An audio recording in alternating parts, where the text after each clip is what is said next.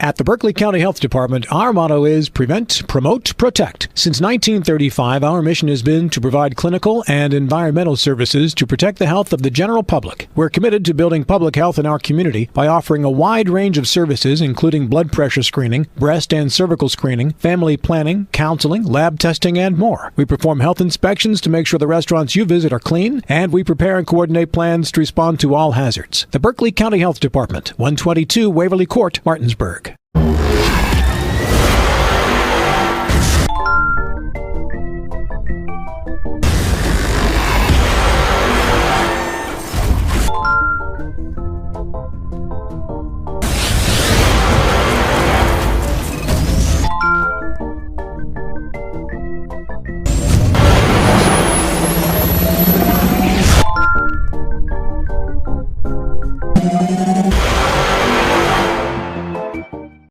Hello, this is Mark Sutton of the Sutton & Janelle Law Firm. The right attorney can make all the difference in your case. That's why you should call Sutton & Janelle. We have been serving clients in West Virginia and Maryland since 1999 in the areas of family law, DUI, criminal defense, and personal injury. Sutton & Janelle works hard to obtain a favorable outcome for you at a reasonable rate with affordable payment options. Sutton & Janelle values your rights and is passionate about your success. Contact us today at suttonandjanelle.com.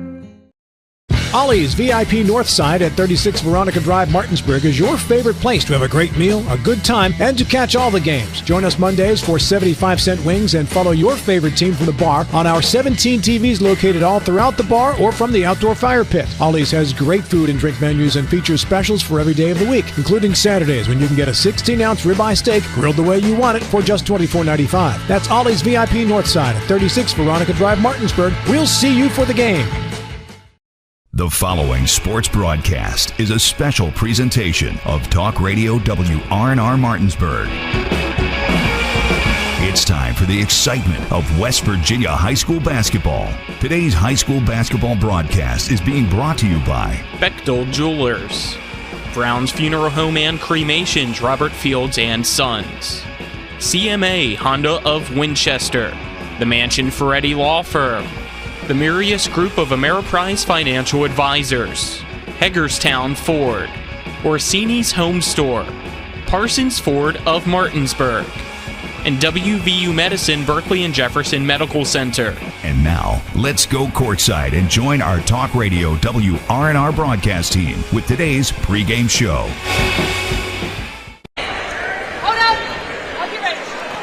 Good evening and welcome here at Klein Court on the campus of Musselman High School. We get you set for some EPAC sectional action. Not the sectional tournament, but this is sectional action here, Section 2. As Musselman hosts Jefferson here, coming down the home stretch of the season, I'm Spencer Dupuy, joined alongside Nick Verzolini. Happy to have you with us. Cameraman this evening is Colin McLaughlin. Back in the studio is Dylan Bishop on the Sunset Water Countdown to Tip-Off. Brought to you by Sunset Water, Sunset Water Services, proudly installing water softeners in Martinsburg and Berkeley County since 1989. And Nick, right now we're getting to the end of JV action, a pretty tight game that's kind of just been opened up here in the last few minutes by Jefferson. It's a 43-39 lead here, 25.6 seconds left, and if this JV game looks like anything a varsity game will, we're going to have a good one on our hands. Yeah, and like you said, Jefferson's kind of pulled away here as of late in this JV matchup. But for tonight's game, this is really a potential and most likely sectional championship preview here tonight between Jefferson and Musselman. We're going to have some clock issues here as timeout was taken. I'll have to reset that in this JV game, but that's what all the commotion is about. Yeah, it's not stopping apparently. I think they got to reset it, and I guess it won't. And that might be a problem. I don't know. But the game is not over. And back to what I was saying, this could be a sectional championship preview between these two teams because most likely Musselman will be the 2 seed in the section, and then they should knock off Washington to advance and take on Jefferson for a sectional championship. But tonight is where you prove, okay, is this a sectional championship where you have a chance to win? Or is this a sectional championship when you're hoping for the best case scenario that you can knock off a Hedgesville or Spring Mills most likely on the other side in a regional championship game. So, we'll just have to wait and see. But Musselman's been playing excellent basketball. They're playing out of their mind right now. Can they keep that up against the team in the EPAC? Jefferson typically doesn't, lose these kind of games in the EPAC. They've only lost one game in the EPAC over the last 2 seasons, and that was to Hedgesville, and it was a really tough shooting night for the Cougars. So if you can avoid that on the Jefferson side, you think they take care of business tonight. But Musselman seems to have completely turned around, gotten a whole lot better, and this should be a lot closer game than what we saw the first time when these two teams met. Yeah, and I talked with Coach Basile earlier and with Coach Lewis, and I said that this kind of gave me last year vibes where it was a big win for Jefferson, big in numbers, and then the next game was an overtime game in the regular season, I believe, before the sectionals, or one of the games was.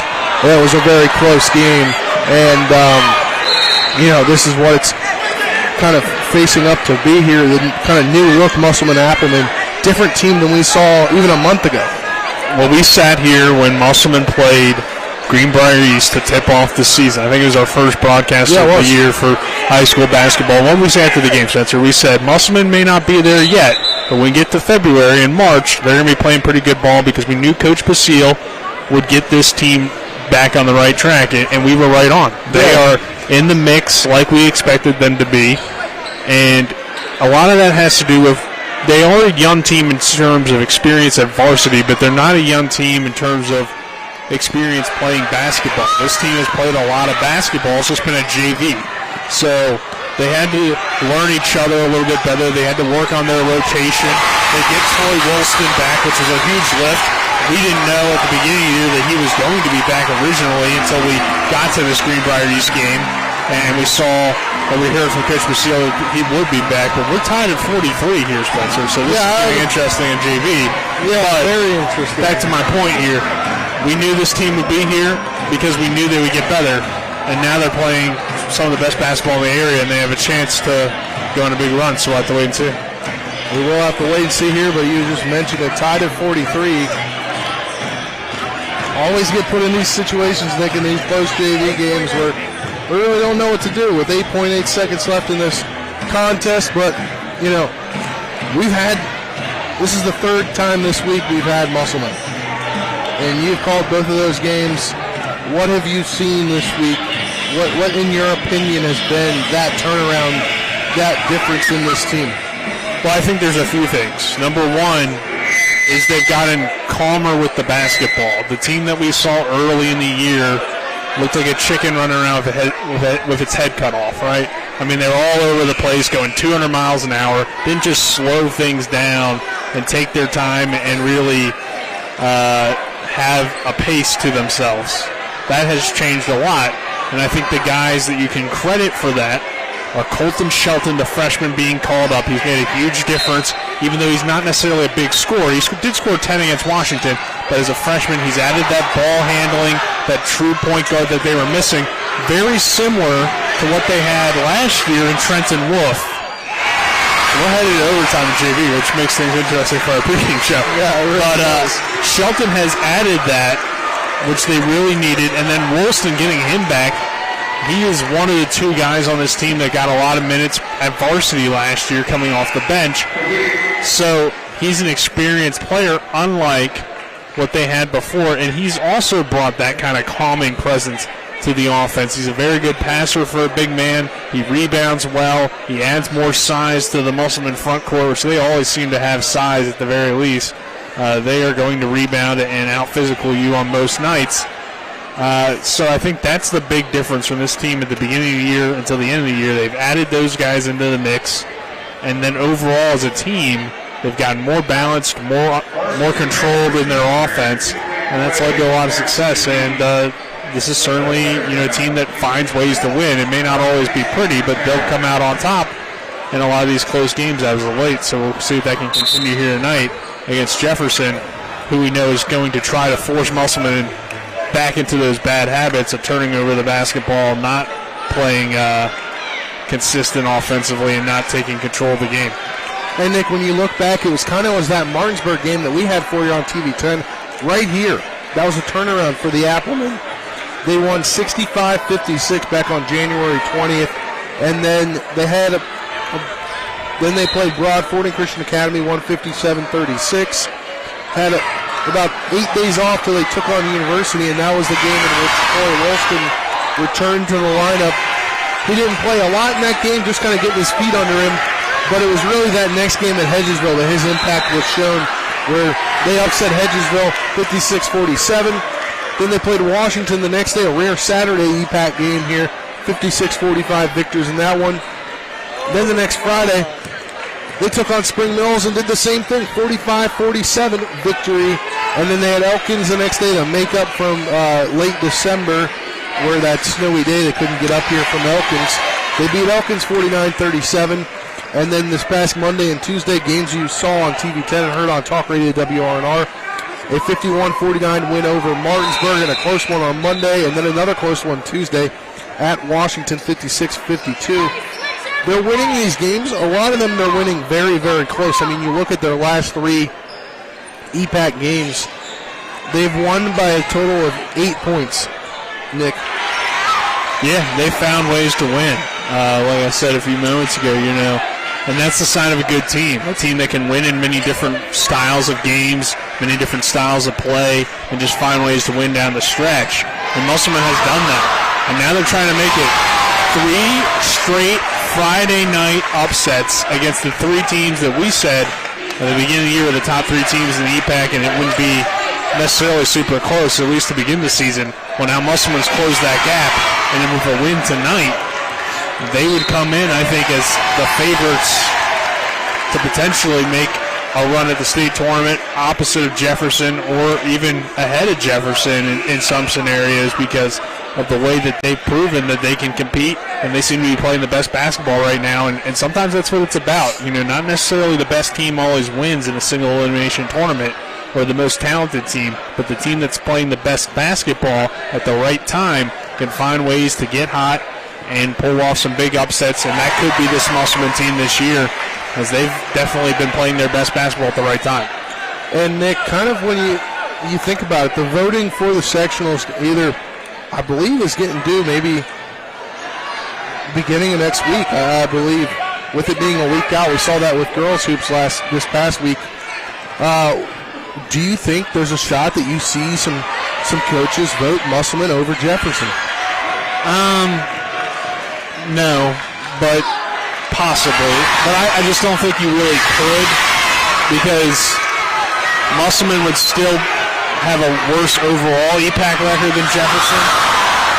But you do have the argument that maybe if Musselman were to win tonight, that they're the team that's playing the best basketball in the conference right now, so they deserve to be, the number 1 or 2 overall team. There's definitely an argument to be made there.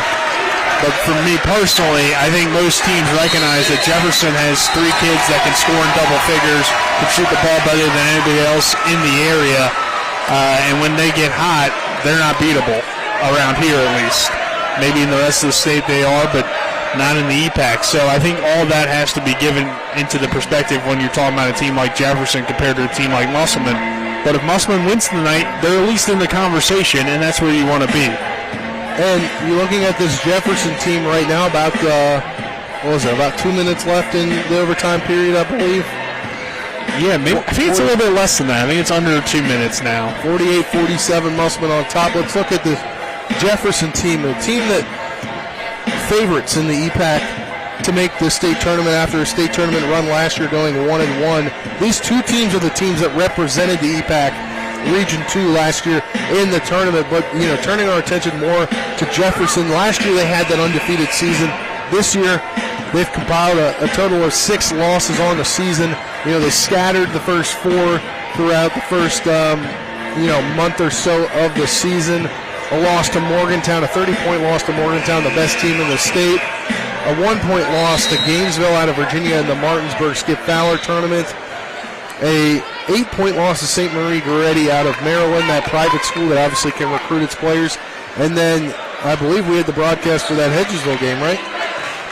Yes. Hedgesville upset. No, we weren't there for Hedgesville Jefferson. Sorry, we weren't. No.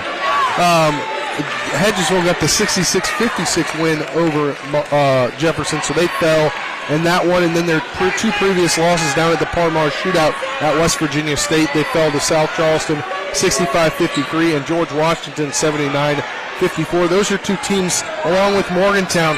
Three of your team's losses this year, you have a good shot to see them down at Charleston. Yeah, that's concerning when you look at the future for Jefferson if they're able to make it to Charleston and play in the state tournament. But I think there are some good things, because last year they didn't schedule some of those teams, and then they ran into them in Charleston and obviously, lost those games after an undefeated regular season. So the pressure of being undefeated isn't there. The lack of familiarity with the rest of the state isn't there for Jefferson. But the thing is they didn't play well against those teams. So, it's kind of a situation where you don't really know how to feel about the Cougars when they get to states, if they're able to make it there again.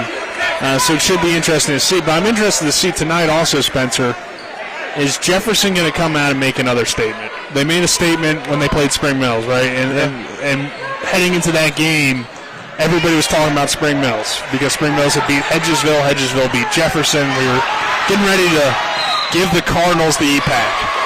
And then what did they do? They went out and they beat them by 20 points or whatever the final score was. Right now, everybody's talking about Musselman because they're the hot team right now. Yeah. But everybody hasn't forgotten about the Cougars, right?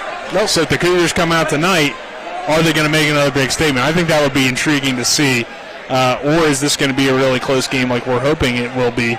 But I could see Jefferson just coming out tonight and playing with that extra fire and making a big statement win here on the road at Musselman.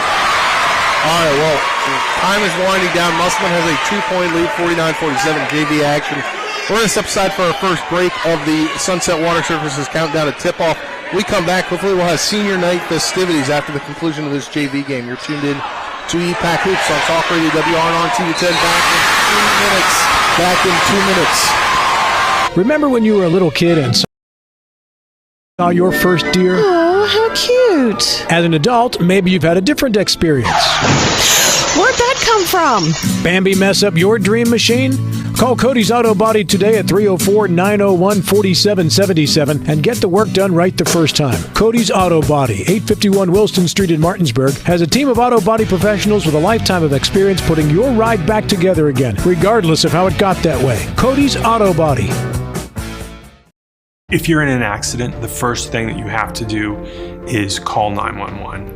You have to get medical care immediately. The next thing you need to do is call us. When you hire us at the Skinner Law Firm, what we do is we are going to investigate your case and we're going to lay out the options that you have, all at no cost to you. We will use all of our resources and all of our experience to get you what you deserve. The Skinner Law Firm, SkinnerFirm.com. The Palace Lounge in Martinsburg is the place to be. Join us every night to relax and enjoy football or basketball games featuring either the Martinsburg Bulldogs, Shepherd University Rams, or West Virginia Mountaineers. We will have steak night every Wednesday, trip nights every Thursday, and now taco and margarita nights every Tuesday. You can find us on Facebook or call 304-267-7520. The Palace Lounge is located at 1350 Edwin Miller Boulevard in Martinsburg. Rock's Grab and Go is made fresh daily.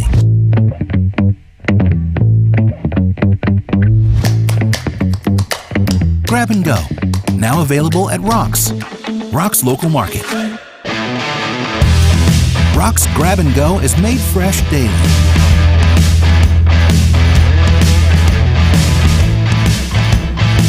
Grab and Go, now available at Rock's local market. Here about 10 seconds left in JV action, 51-47, 5.3 seconds left with the foul now, and I think this has been an all-time classic JV game in front of a ton of fans for Musselman as coming out for senior night, and they're doing this teddy bear toss at halftime. But, I mean, Klein Court's almost at capacity. Yeah, and obviously, senior night, Jefferson's in town, so, I mean, one of the best teams, if not the best team in the area. It's a Friday night EPAC game, so what you expect for the kind of atmosphere. And it's always fun, I think, sometimes when the JV guys get to have the crowd because I know, like, from when I played, obviously the student section starts to show up around JV time, and then they start getting into it, even though it's just a JV game, because obviously those are their classmates, their friends and stuff. So it's always fun to see the end of an exciting JV game, and we had that here, and it looks like Musselman's going to get the win. But really good JV game, really good battle. Hopefully the varsity game can keep that momentum, I guess. 52-47, the final in JV action. I believe next week, at the end of next week, they'll have a JV tournament here within the EPAC to see who will reign supreme in the JV ranks. But here we're getting ready to start senior night festivities for Musselman. Being honored tonight are our seniors, Jacob Gordon, Jason Gordon, Baden Hartman, and Kyle Jarrett. Yeah, it's a talented senior class for the Applemen. They've kind of sat behind a really good senior class for Musselman that got a ton of players that were all part of that team last year, so it was tough for them to get minutes in the past, but they've started to figure things out this year. We've seen what those guys can do on the court, and it's been nice to see their growth. All right, we're going to turn it over to the PA for senior night.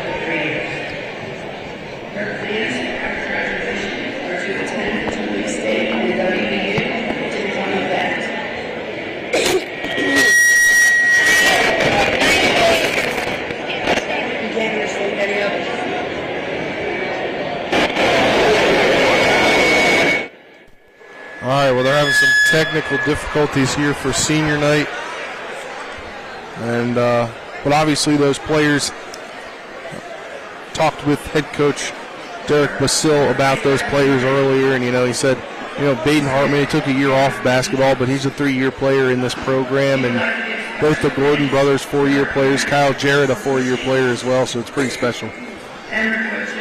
Yeah, currently we have the cheerleaders, and then being announced right now, and we'll see, I guess, if they have the technical issues working or what the case might be here, Spencer. But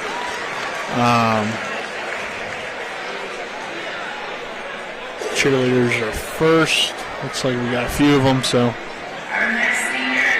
obviously you got to recognize everybody involved with basketball, and whether it be the cheerleaders, football, you have the band, of course, gets recognized. And, these ladies, we've seen some impressive,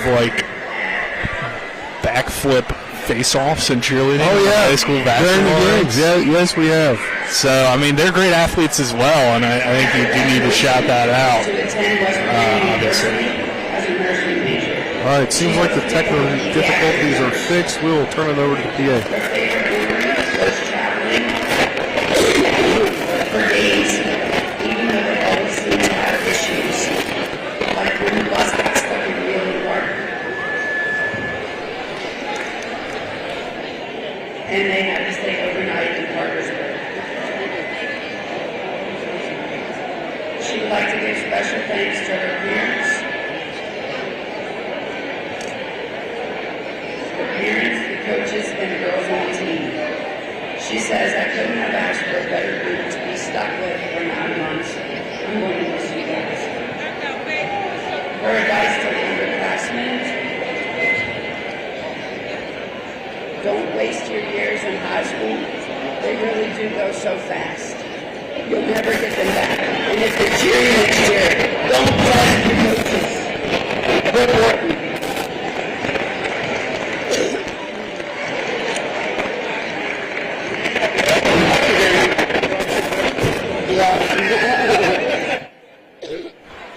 All right, well, I believe basketball, they're going to switch mics here. I think that's the issue that they're having. So things might be better. Hopefully, man. So let's turn it back over.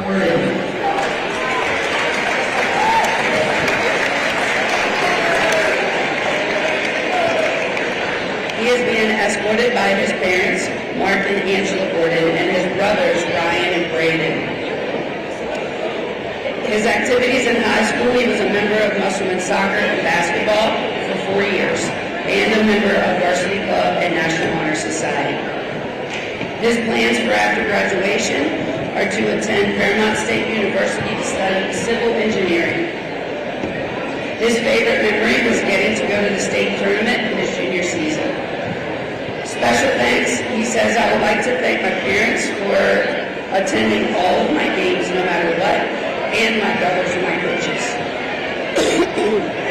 His message to the underclassmen is to enjoy the time with your teammates and friends and always give it your all. Jacob Gordon.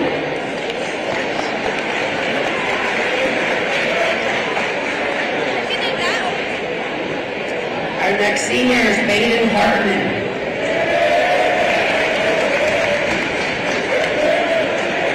He is being escorted by his mom, Sherry, and his dad, Josh. His activities in high school are football and baseball and basketball. After graduation, he plans to attend Bethany College to play football. He says his favorite memory is scoring his first points this basketball season. Special thanks, he says, thank you to Coach Musselman and all the other coaches for taking me back to play one more season and believing in me. Thank you to my family, friends, and all the fans for coming to all the games and supporting me and the team. His message to the underclassmen, enjoy it while it lasts. It goes by very quick. Baden Hartman.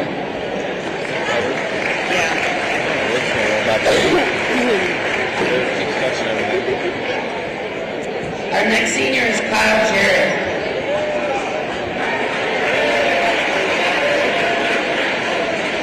He is being escorted by his mom, Laura, his dad, Greg, his sister, Carissa, and his girlfriend, Sydney. In high school, he participated in basketball, and he attends James Rumsey and is dual enrolled at Shepherd. His plans for after graduation are to attend Shepherd to major in business and minor in graphic design, and then attend an art institute.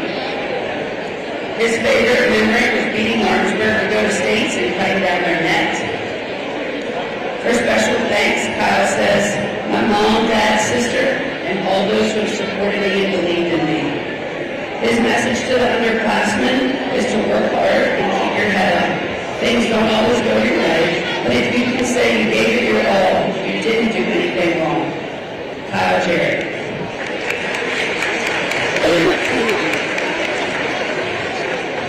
Got it. One more. Our final senior is Jason Gordon.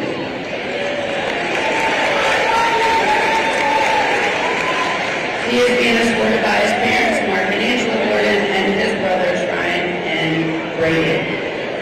His activities in high school, he was a 4-year member of the Musselman basketball and soccer programs, and the kicker for the Musselman football team his senior year. He's also a part of varsity club and National Honor Society. After graduation, he plans to go to Fairmont State University and study mechanical engineering. His favorite memory, he says, my favorite memory was getting to play in the state tournament last year. For special thanks, Jason says, my mom, dad, and my brothers, I also would like to thank God for the opportunity to play. His message to the underclassmen is to cherish the time you have, because it's gone before you know it, and work hard every game, because you never know when it will be your last. Jason Gordon. All right, that was senior night festivities here from Musselman High School. Again, being honored the cheerleaders as well as Jason Gordon, Jacob Gordon, Baden Hartman, and Kyle Jarrett, the 4 seniors on this squad. And right now we'll step aside for our second 2-minute break. When we come back, we will do coaches' interviews here on the Sunset Water Countdown to Tip-Off. We'll be back in 2 minutes. You're tuned in to EPAC Hoops on Talk Radio WRNRT at 10. Back in 2 minutes. You've put up with your water long enough. It's time for Sunset Water Services, your local water solution since 1989, to fix your water problems. Get better tasting, better smelling, and better looking water today. Say hello to drinking your own delicious water for pennies per gallon. Say yes to healthier skin and hair and to softer and brighter clothes. Sunset Water Services delivers your bags of salt to you, so they'll save your back too. And our products come with a 1-year satisfaction guarantee. Call 304-754-9031 for a free water quality test today. SunsetWater.com.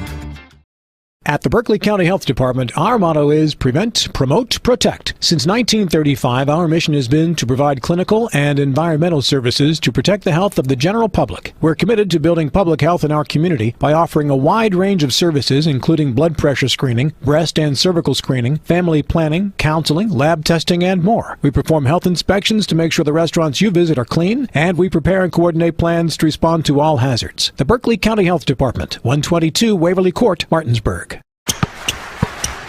And the streak continues! CMA's Martinsburg dealerships continue to knock out the competition with their competitive pricing, extensive selection, and lifetime powertrain warranty. With over 450 new and used vehicles in stock and on the way, CMA won't leave you waiting on the bench. That's right, CMA's Martinsburg dealerships are once again the most valuable dealers in the area. For the strongest and deepest lineup, visit CMA's Martinsburg dealerships online at martinsburg.cmacars.com today. And good luck to all Panhandle High School student athletes.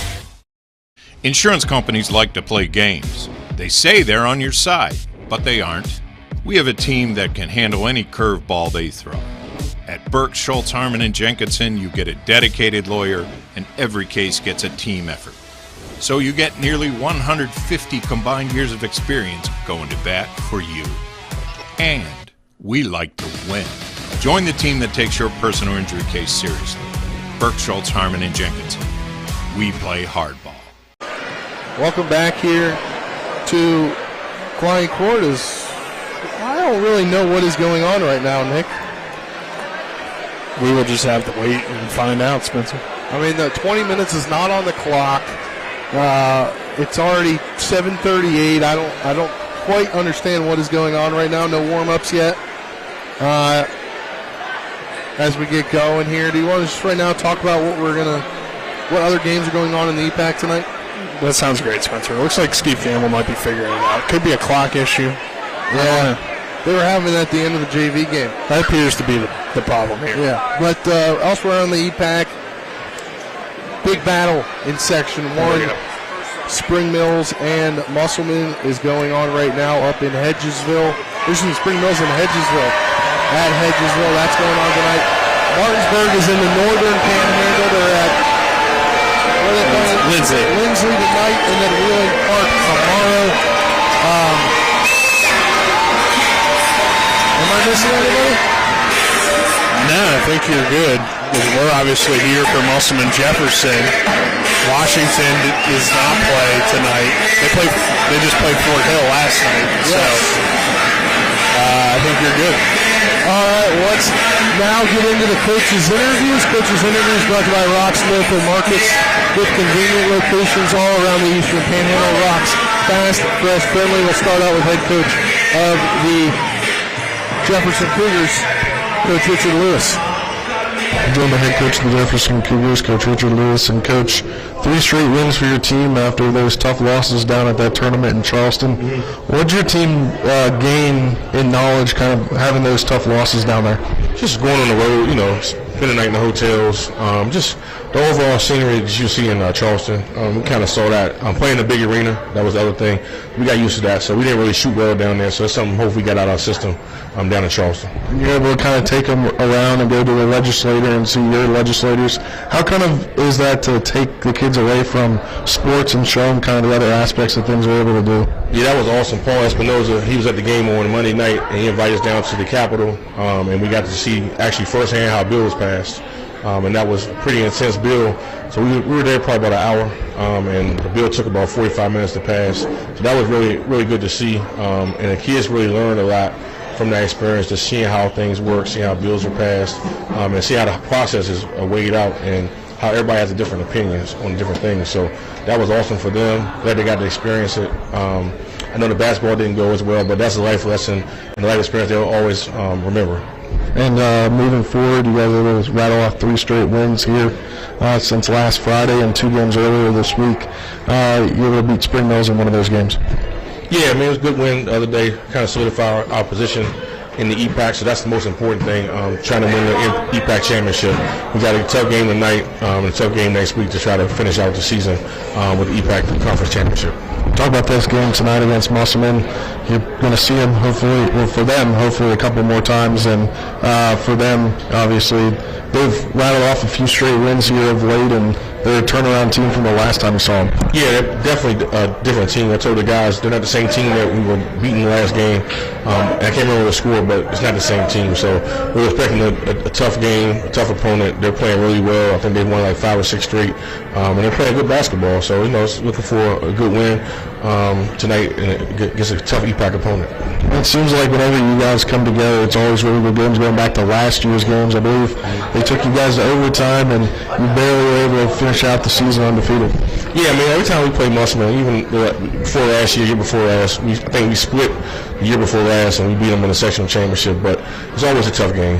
No matter who's on top, who's on the bottom, it's always a tough game. What's your team going to need to do to get the victory tonight? Come in and rebound the ball well. I think defensively we got to guard the inside, make sure we keep them off the foul line and not foul as much. So that's kind of the keys to the win. All right, Coach. Thanks for the time. Best of luck.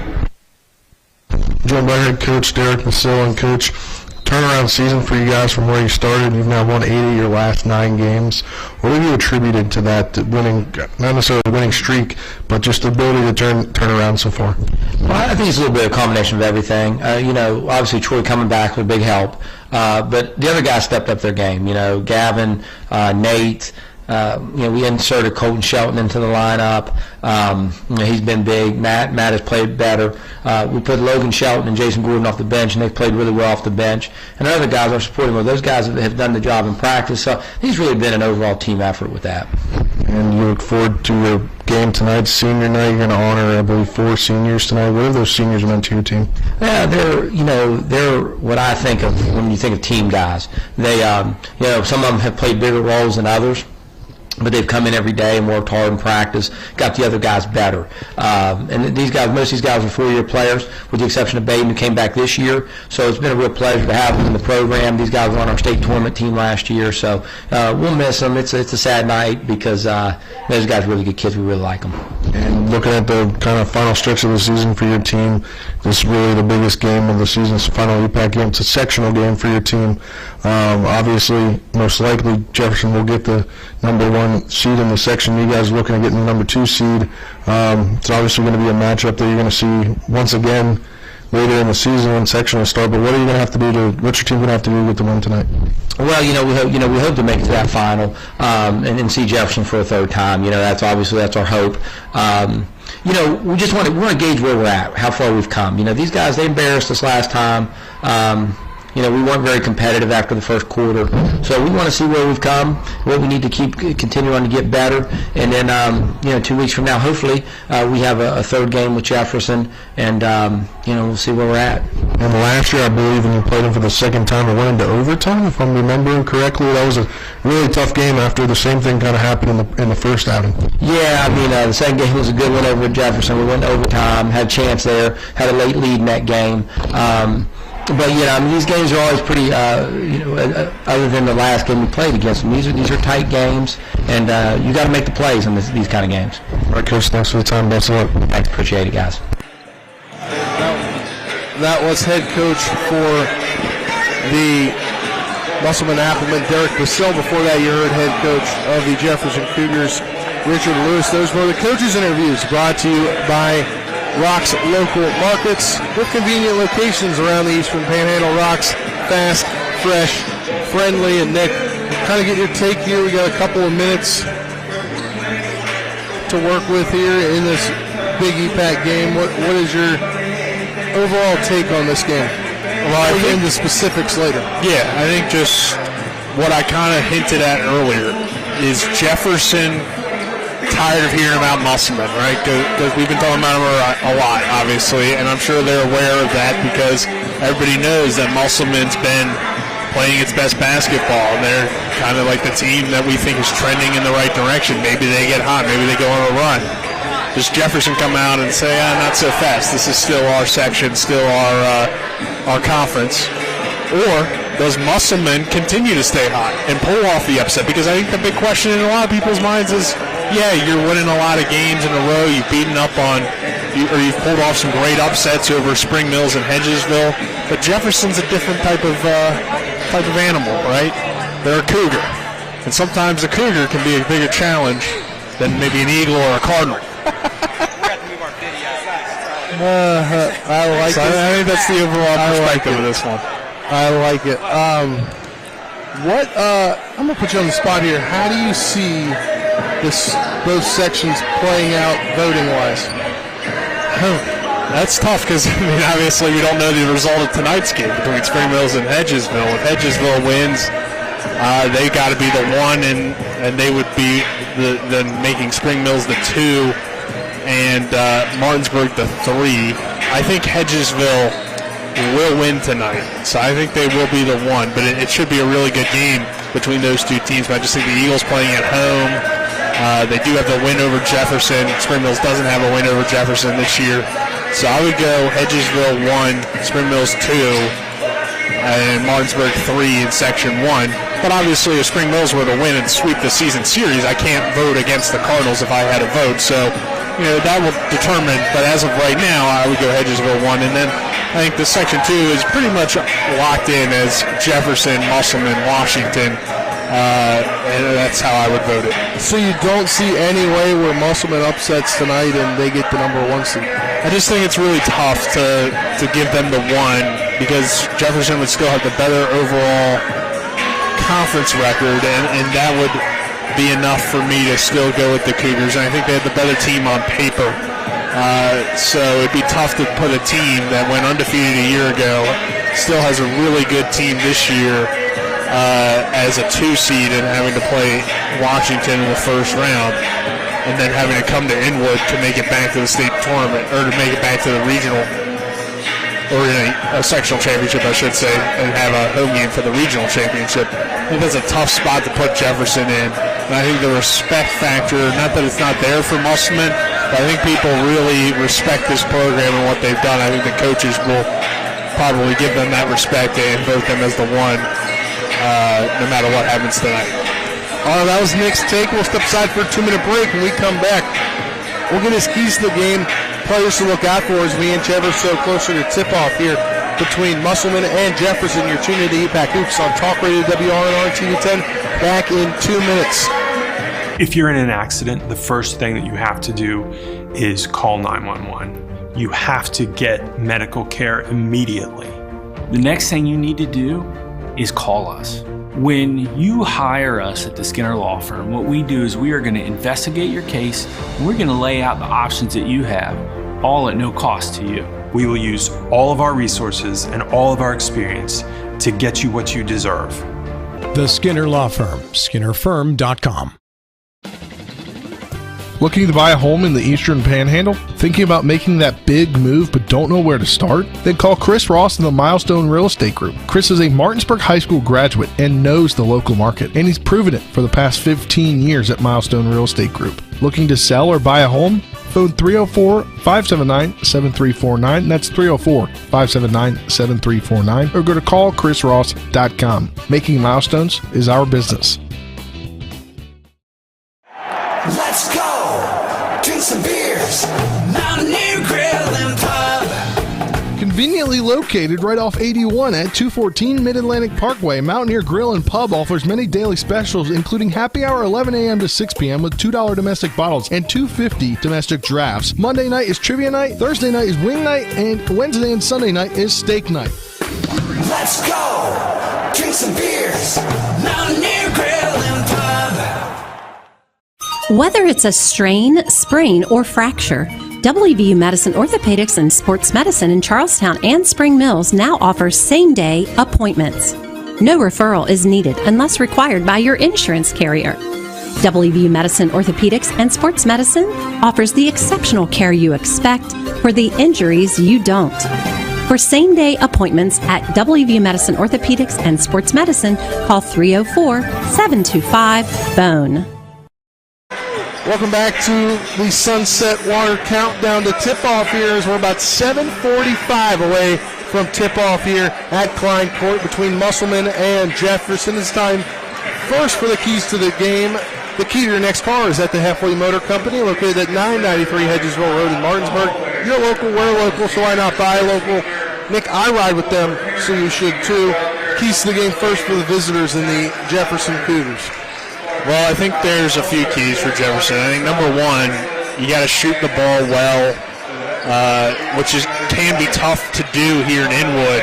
We've talked about before. It's a pretty close court, and the students tonight are packed. This place is packed, and they're literally right on top of the Musselman bench. You almost wonder why they don't put their student section behind the Jefferson bench, but I think most of the times schools try to avoid that for obvious reasons. Yeah. But they are right on top of you here, and we know that Jefferson's going to be headed this direction for the first half. So I think if you can get off to a good shooting night early, that would really set the tone. And then I think the second one kind of goes hand in hand with both teams in terms of Jefferson wants to force the pressure and force the turnover and get Musselman uncomfortable like they were able to do in the first game, and that really allowed the Cougars to pull away. So I think those are my keys for the Cougars. For the Applemen, the one on the other end there is to, not allow Jefferson to get in its tempo. Is you got to control the pace of the game. You have to take care of the basketball and break the Jefferson press on a consistent level. If you can do that, you can probably make it close, and then use your big guys and some of your height to your advantage. Woolston, along with Mahood, have to have big games for Musselman to get the win here tonight. All right, now let's move over to our players to look out for. Brought to you by the Sutton and Janelle Attorneys at Law, a full-service law firm helping individuals, families, and businesses with all of their legal needs. They're at 224 West King Street in Martinsburg, or online at suttonandjanelle.com. Nick, first we'll go with the homestanding Musselman Applemen as they run by here to get ready for player starting lineup announcements. Well, I'm going to throw a little bit of a curveball at you, Spencer. Now, there's two guys that I think I could go with based on the fact that they were not a part of this game last time.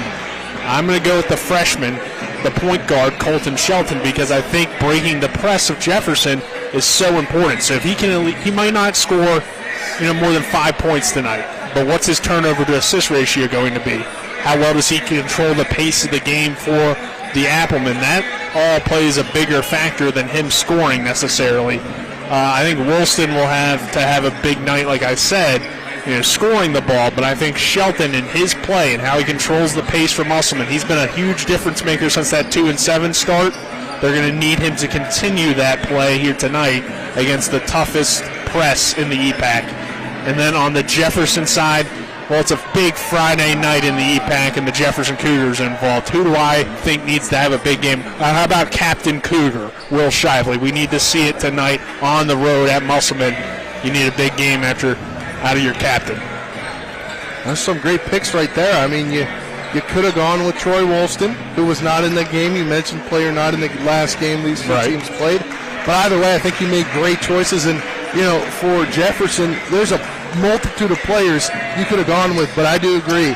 Captain Cougar himself, Captain Will, as they call him, Will Shively is a good choice for that here. As we begin to wrap things up here, about 4 minutes till tip-off, we'll step aside for our second to last break here on the Sunset Water Services Countdown to Tip-Off.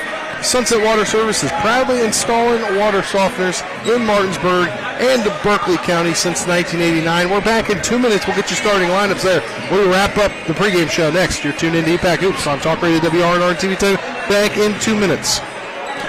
Hello, this is Mark Sutton of the Sutton and Janelle Law Firm. The right attorney can make all the difference in your case. That's why you should call Sutton and Janelle. We have been serving clients in West Virginia and Maryland since 1999 in the areas of family law, DUI, criminal defense, and personal injury. Sutton and Janelle works hard to obtain a favorable outcome for you at a reasonable rate with affordable payment options. Sutton and Janelle values your rights and is passionate about your success. Contact us today at suttonandjanelle.com.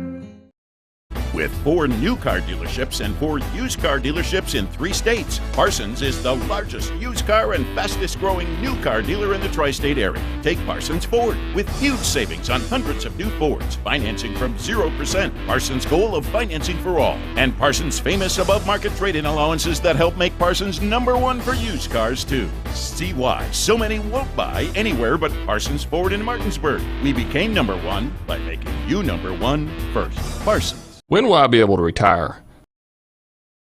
How do I make the most of the money I have? How do I leave a lasting legacy to my loved ones? I'm Philip McCoy, financial advisor with the Marius Group, a private wealth advisory practice of Ameriprise Financial Services Incorporated. Call us today at 304-263-4343 to help you make the most of your financial future. Our office is located at 1270 Winchester Avenue, Martinsburg, West Virginia. Ameriprise Financial Services Incorporated, member FINRA and SIPC. Ollie's VIP Northside at 36 Veronica Drive, Martinsburg is your favorite place to have a great meal, a good time, and to catch all the games. Join us Mondays for 75-cent wings and follow your favorite team from the bar on our 17 TVs located all throughout the bar or from the outdoor fire pit. Ollie's has great food and drink menus and features specials for every day of the week, including Saturdays when you can get a 16-ounce ribeye steak grilled the way you want it for just $24.95. That's Ollie's VIP Northside at 36 Veronica Drive, Martinsburg. We'll see you for the game. Klein Court here as we march ever so closer to tip-off between these two teams here.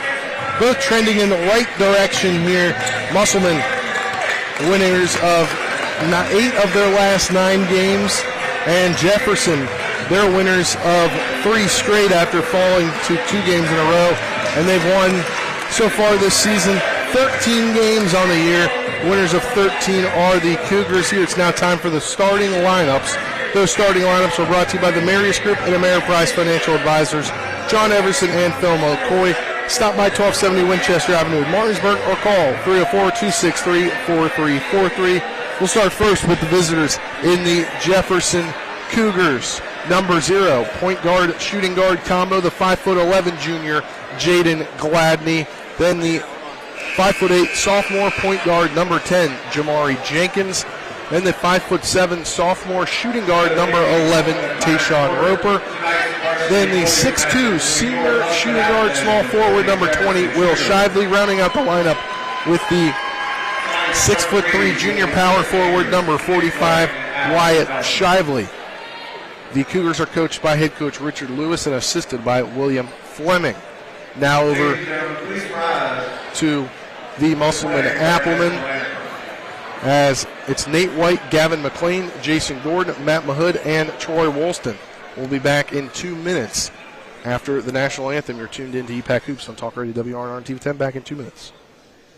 I pre-planned my funeral to make it easier on my family. They were relieved to know I'll get just what I want. My family actually thanked me for taking matters into my own hands. Turns out having this awkward conversation wasn't awkward at all. Pre-planning is my choice. There are certain things about me my family may not know. Now they won't need to guess. The choices are yours. The peace of mind is theirs. Pre-plan your funeral with Brown Funeral Homes and everything will be taken care of. Find out more online at brownfuneralhomeswv.com. Brown Funeral Homes, here for you. If you're in an accident, the first thing that you have to do is call 911. You have to get medical care immediately. The next thing you need to do is call us. When you hire us at the Skinner Law Firm, what we do is we are going to investigate your case, and we're going to lay out the options that you have, all at no cost to you. We will use all of our resources and all of our experience to get you what you deserve. The Skinner Law Firm, SkinnerFirm.com. At the Berkeley County Health Department, our motto is prevent, promote, protect. Since 1935, our mission has been to provide clinical and environmental services to protect the health of the general public. We're committed to building public health in our community by offering a wide range of services, including blood pressure screening, breast and cervical screening, family planning, counseling, lab testing, and more. We perform health inspections to make sure the restaurants you visit are clean, and we prepare and coordinate plans to respond to all hazards. The Berkeley County Health Department, 122 Waverly Court, Martinsburg. Remember when you were a little kid and saw your first deer? Oh, how cute. As an adult, maybe you've had a different experience. Where'd that come from? Bambi mess up your dream machine? Call Cody's Auto Body today at 304-901-4777 and get the work done right the first time. Cody's Auto Body, 851 Wilston Street in Martinsburg, has a team of auto body professionals with a lifetime of experience putting your ride back together again, regardless of how it got that way. Cody's Auto Body. Welcome back to Klein Court here as we're just about ready for tip-off. The lineups being announced, first for the Cougars and then for the Applemen. We'll go through them again. Number 0, Jaden Gladney. Number 10, Jamari Jenkins. Number 11, Tayshawn Roper. Number 20, Will Shively. Number 45, Wyatt Shively for the Cougars. And for the Applemen, number 0, the junior Nate Wyatt. Number 5, the junior, number 5, Gavin McLean. Number 22, the senior Jason Gordon. Gordon's not started. Number 1, Colton Shelton, the freshman. And number 32, the junior Matt Mahood. Rounding out the lineup is number 34, the junior Troy Woolston. As they get things in here, the lights have gone out, Nick. And always a great atmosphere here, but even with the student section behind us, it's a very ruckus atmosphere at Klein Court. Yeah, it's going to be rocking tonight. I don't even think Colin's going to be able to get shots. It's kind of tough, yeah. I mean, it's very tough for that camera right now. Maybe the students will help us out, sit down. No, probably not, right? But, I mean, hey, it's a great atmosphere for West Virginia high school basketball. And, this crowd is fired up. There's a ton of people here tonight. They know what's at stake, even though it's just a regular season game. But it's like you win tonight, and you start to change the perspective a little bit. You give a little bit of hope. All of a sudden you start to say, hey, Musselman could make it out of this section and host a regional championship game. Right now, Musselman, you wouldn't think has any shot to beat a team like Jefferson based on how the season started. But they've gotten some momentum as of late. They played some great basketball, and the fans are rewarding them with a big crowd on senior night, and that's what you like to see. Here as the lineups are being finished, here's the lights getting ready to come back on. The last one coming out, Troy Woolston. Opening tip-off just about ready to go. That's brought to you by Hagerstown Ford, revolutionizing the car buying experience. Go to HagerstownFord.com as there's just a haze here over Klein Court from the fog machines. Yeah, the fog bowl. It's kind of eerie, honestly. It's kind of cool, but, they got something working because it's now just all about evaporating. Yeah, no, it does that every time we're here, but we'll see how this one plays out, Spencer. I think it should be a fun game. Jefferson's just kind of taking it all in like, hey, we're ready to go. So, all right. I think this should be interesting. Wyatt Shively in the circle for the Cougars. I believe it will be... It's going to be Woolston. No, it will be Mahood. Yeah, I don't think Woolston's knee is good enough to jump yet, probably for the tip. Mahood's been doing it all year, so... The ball is in there, and we're ready to go here. Possession by the Applemen. Nate White now he hands it over to Colton Shelton. Shelton gets past the timeline. Over to Mahood. Mahood back to White. White now coming to the top of the key. He passes over to Mahood in the corner. He's going to shoot a three. That's no good, but Shelton in position for the board. Ball goes out of bounds, but it'll remain with the Applemen here. 7:39 left in the first quarter, which is brought to you on TV 10 by Brown Funeral Home and Cremations. Robert Fields & Sons, family-owned full-service funeral home in Martinsburg, Inwood, and Charlestown, Ranson. Proudly serving the area since 1880. We'll get the other one later as Applemen retain possession here. Woolston down low to Mahood. Mahood has his shot blocked by Will Shively, going back the other way now. And a corner three coming from Gladney, and that is straight through a 3-0 lead here. 7:20 left in the first quarter for the Cougars. White's going to get it up past half court. He's going to get the screen from Mahood. It's going to be stuck in the corner, though. Passes over to Woolston. Woolston You're going to hear Coach Basile move, and they're going to get a foul here, an off-ball foul, I believe. If Jaden Gladney and the Cougars can shoot like that throughout the course of this game, it's going to be tough for Musselman to keep pace. They don't have that kind of shooting. Gavin McLean is back, but he's dealing with a wrist injury. He's their best shooter. So it should be interesting to see. Tayshawn Roper gets the foul called on him. It's Schulten. Schulten can't barely get it to White. He can't handle it. He's able to actually keep handles. Very impressive there by White. White to Wollaston.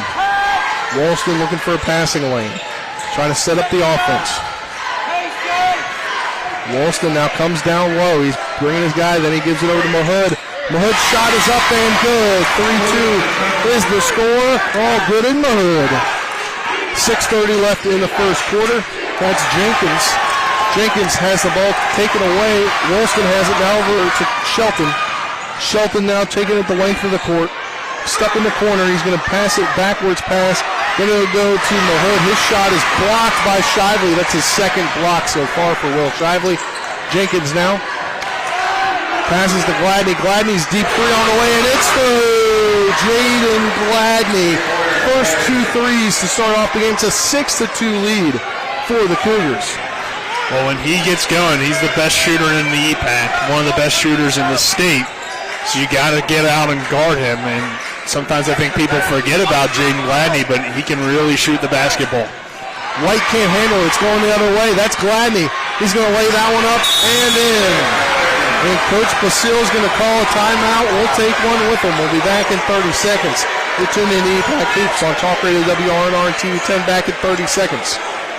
I pre-planned my funeral to make it easier on my family. They were relieved to know I'll get just what I want. My family actually thanked me for taking matters into my own hands. Turns out having this awkward conversation wasn't awkward at all. Pre-planning is my choice. There are certain things about me my family may not know. Now they won't need to guess. The choices are yours. The peace of mind is theirs. Pre-plan your funeral with Brown Funeral Homes and everything will be taken care of. Find out more online at brownfuneralhomeswv.com. Brown Funeral Homes, here for you.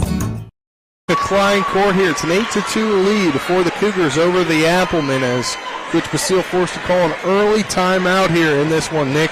First quarter also brought to you on TV 10 by CMA's Honda of Winchester at 3985 Valley Pike. CMA moving lives forward. Nick, quick start for the Cougars.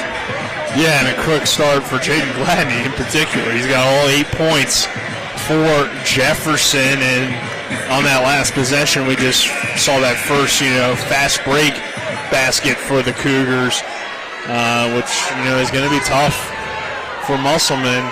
And now, out of a timeout, we see the full court man-to-man press. We'll see if they trap out of it, too, or if it's just going to be to up the tempo a little bit. It looks like right now they're just up in the tempo. Wollaston inbounds to Mahood. Mahood gets it past the timeline, but he's fouled.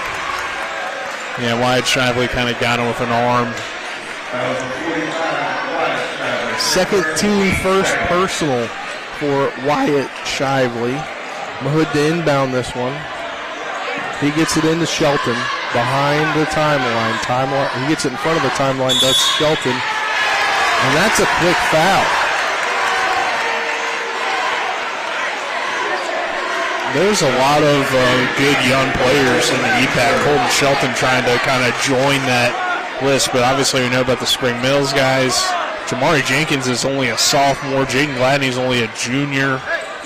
It's going to be fun over the next couple of years to see these guys develop and who, I guess, turns into the best basketball players and the best team in the EPAC. Scrum at the corner. Ball taken now. This time by Gladney going back the other way. He's going to slow it down a little bit. Ball taken away by McLean. Straight pickpocketed there. Colton Shelton now with it. Gets it past the timeline. Shelton fakes the pass. Then over to Mahood. Mahood to McLean. McLean to Wollaston. Down low to White. White's able to get handles on it. Turnaround for the J is no good. Wyatt Shively with the board. Passes to Will Shively.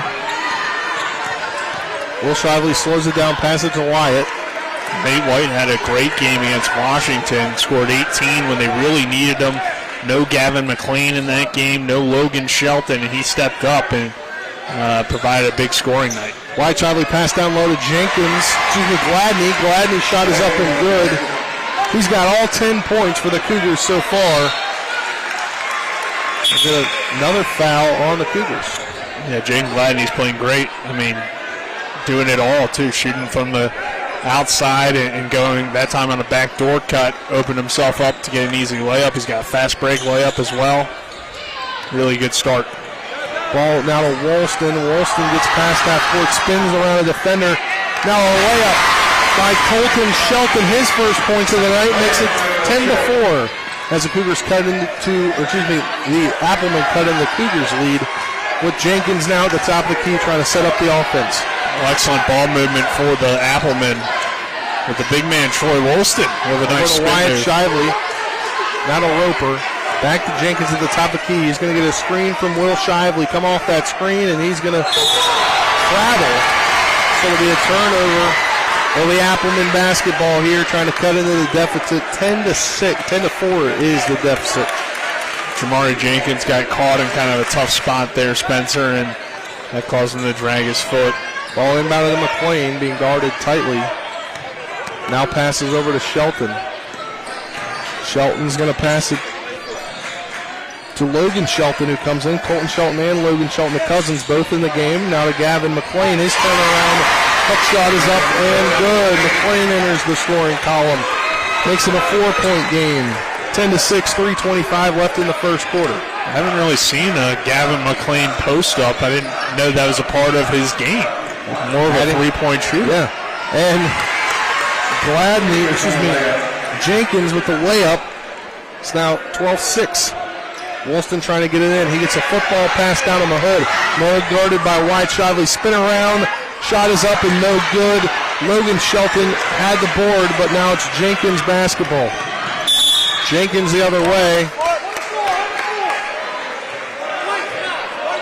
And it's a foul on Gavin McLean. Team's first. Yeah, they call that on the floor too. So no shooting foul, but Jefferson will have it underneath. You see Isaiah Fritz and Tally check in as well for Jefferson. Will Shively at the top of the key. A three coming from Gladney. That's off the mark, no good. Jason Gordon with the rebound. Colton Shelton taking it up. He passes it to Woolston. Woolston guarded by Tally. His shot is up and no good. Will Shively skies up for the board. Down low to Jenkins. Gladney with the layup.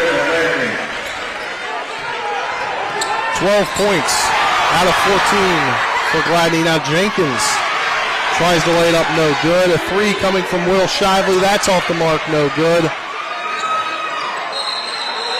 And they're going to call it off of Musselman. It'll be Cougar basketball.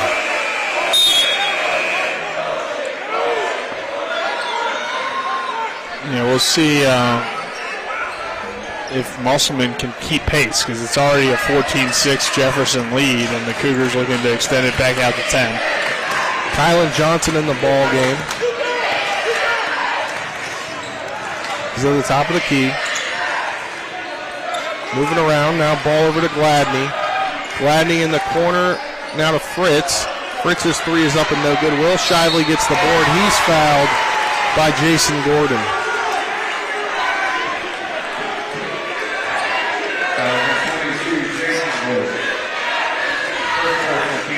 Will be at the line for two. Shively will be.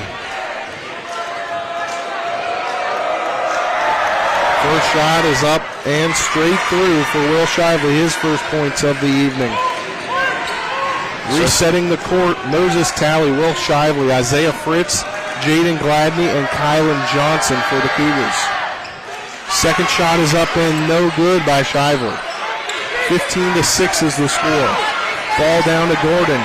Gordon now to Shelton. Logan Shelton's layup is up and good. 15-8 now the score. 1:39 left in a fast-moving first quarter. That's an area where Musselman's really improved, is in transition. They've made a lot better passes as of late compared to how they were passing the ball in transition at the beginning of the year. Didn't always make the best decisions.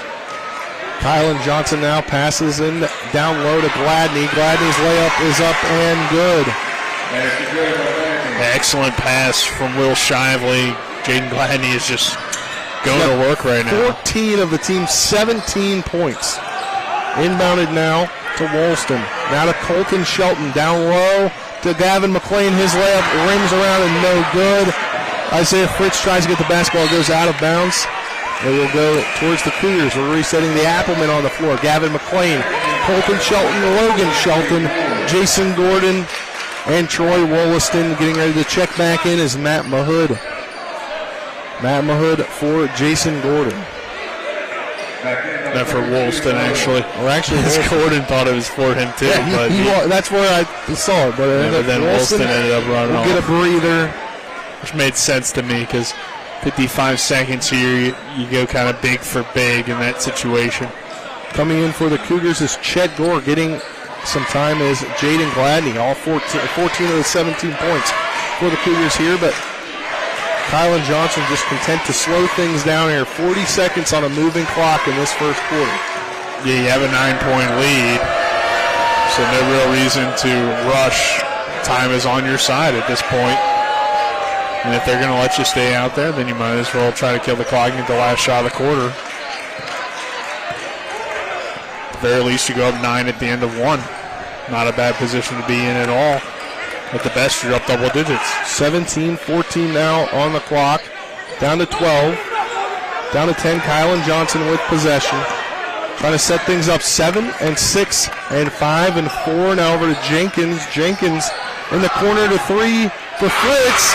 Fritz nails the three-pointer as time expires in the quarter.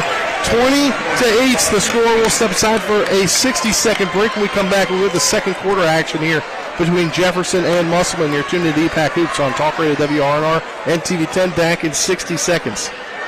I pre-planned my funeral to make it easier on my family. They were relieved to know I'll get just what I want. My family actually thanked me for taking matters into my own hands. Turns out having this awkward conversation wasn't awkward at all. Pre-planning is my choice. There are certain things about me my family may not know. Now they won't need to guess. The choices are yours. The peace of mind is theirs. Pre-plan your funeral with Brown Funeral Homes and everything will be taken care of. Find out more online at brownfuneralhomeswv.com. Brown Funeral Homes, here for you. If you're in an accident, the first thing that you have to do is call 911. You have to get medical care immediately. The next thing you need to do is call us. When you hire us at the Skinner Law Firm, what we do is we are going to investigate your case and we're going to lay out the options that you have, all at no cost to you. We will use all of our resources and all of our experience to get you what you deserve. The Skinner Law Firm, skinnerfirm.com.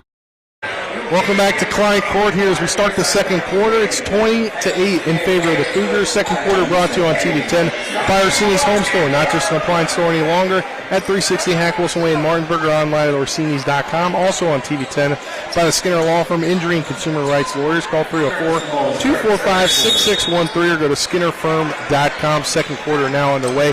Kylan Johnson gets the inbound pass from Isaiah Fritz. Passes it over to Gladney, and he's fouled. Foul on Logan Shelton. Fritz inbounds it to Moses Talley. He's at the top of the key. Passes over to Gladney. Gladney covered by Logan Shelton. Ball now to Fritz. Fritz looking for somewhere to go with it. Gladney and Talley hit each other, but it's going to be Talley's ball. Now over to Gladney. Gladney, the dribble drive through the lane, pass in the corner for Chet Gore. His three is through. Chet Gore checks in the scoring column with the three, makes it 23-8. We talked about this last time we did a Jefferson game, and I said the exact same thing. Everybody can shoot for the Cougars. Everybody's a shooter, so you got to get out and guard the three. And when they're on, again, they are very tough to keep pace with because nobody else can shoot like that. Woolston now turning around, and he's fouled as he goes to shoot. So he'll go to the line to shoot two. And it looks like, Spencer, they're on tonight. The Cougars already up to 23 points. You already have 4 threes so far. I think they've only missed 1 3. They're 4 or 5 from downtown, from what I can recall. So, they're tough. And when they're shooting like this, it's very tough in the EPAC. Woolston's first shot is off the mark. It'll be interesting to see, though, because we talked about before, too, how different guys can go off each quarter. Jaden Gladney owned the first quarter. I feel like every time we see the Cougars, that happens. You know, this Will Shively, Jamari Jenkins dominate the second quarter. Second one is no good either. So Jamari Jenkins comes back in the ball game. Isaiah Fritz is out of the game. We got a timeout by Coach Lewis. We'll take one with him here. 7:03 left in the first half. 23-8. Cougars on top. Back in 30 seconds. Before the invitations and the dress, the flowers, cake, candles, or vows, there was an answer to a question proposed with a ring.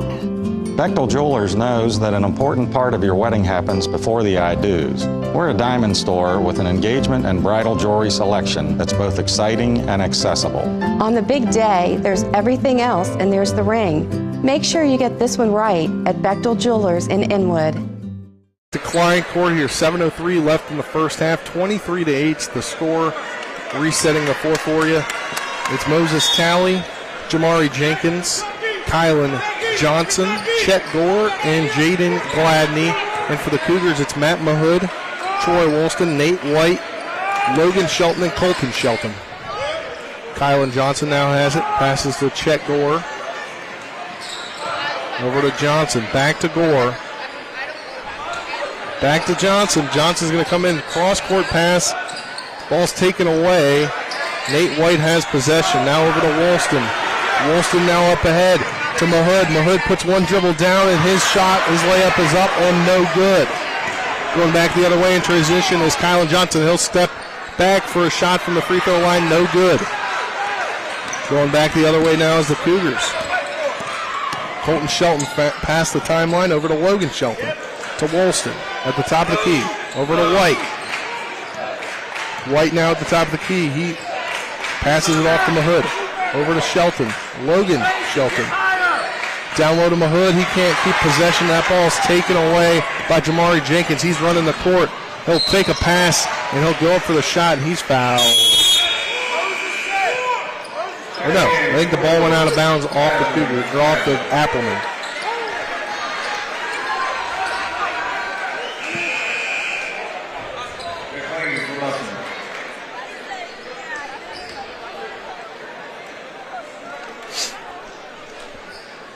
Logan Shelton checks out of the basketball game.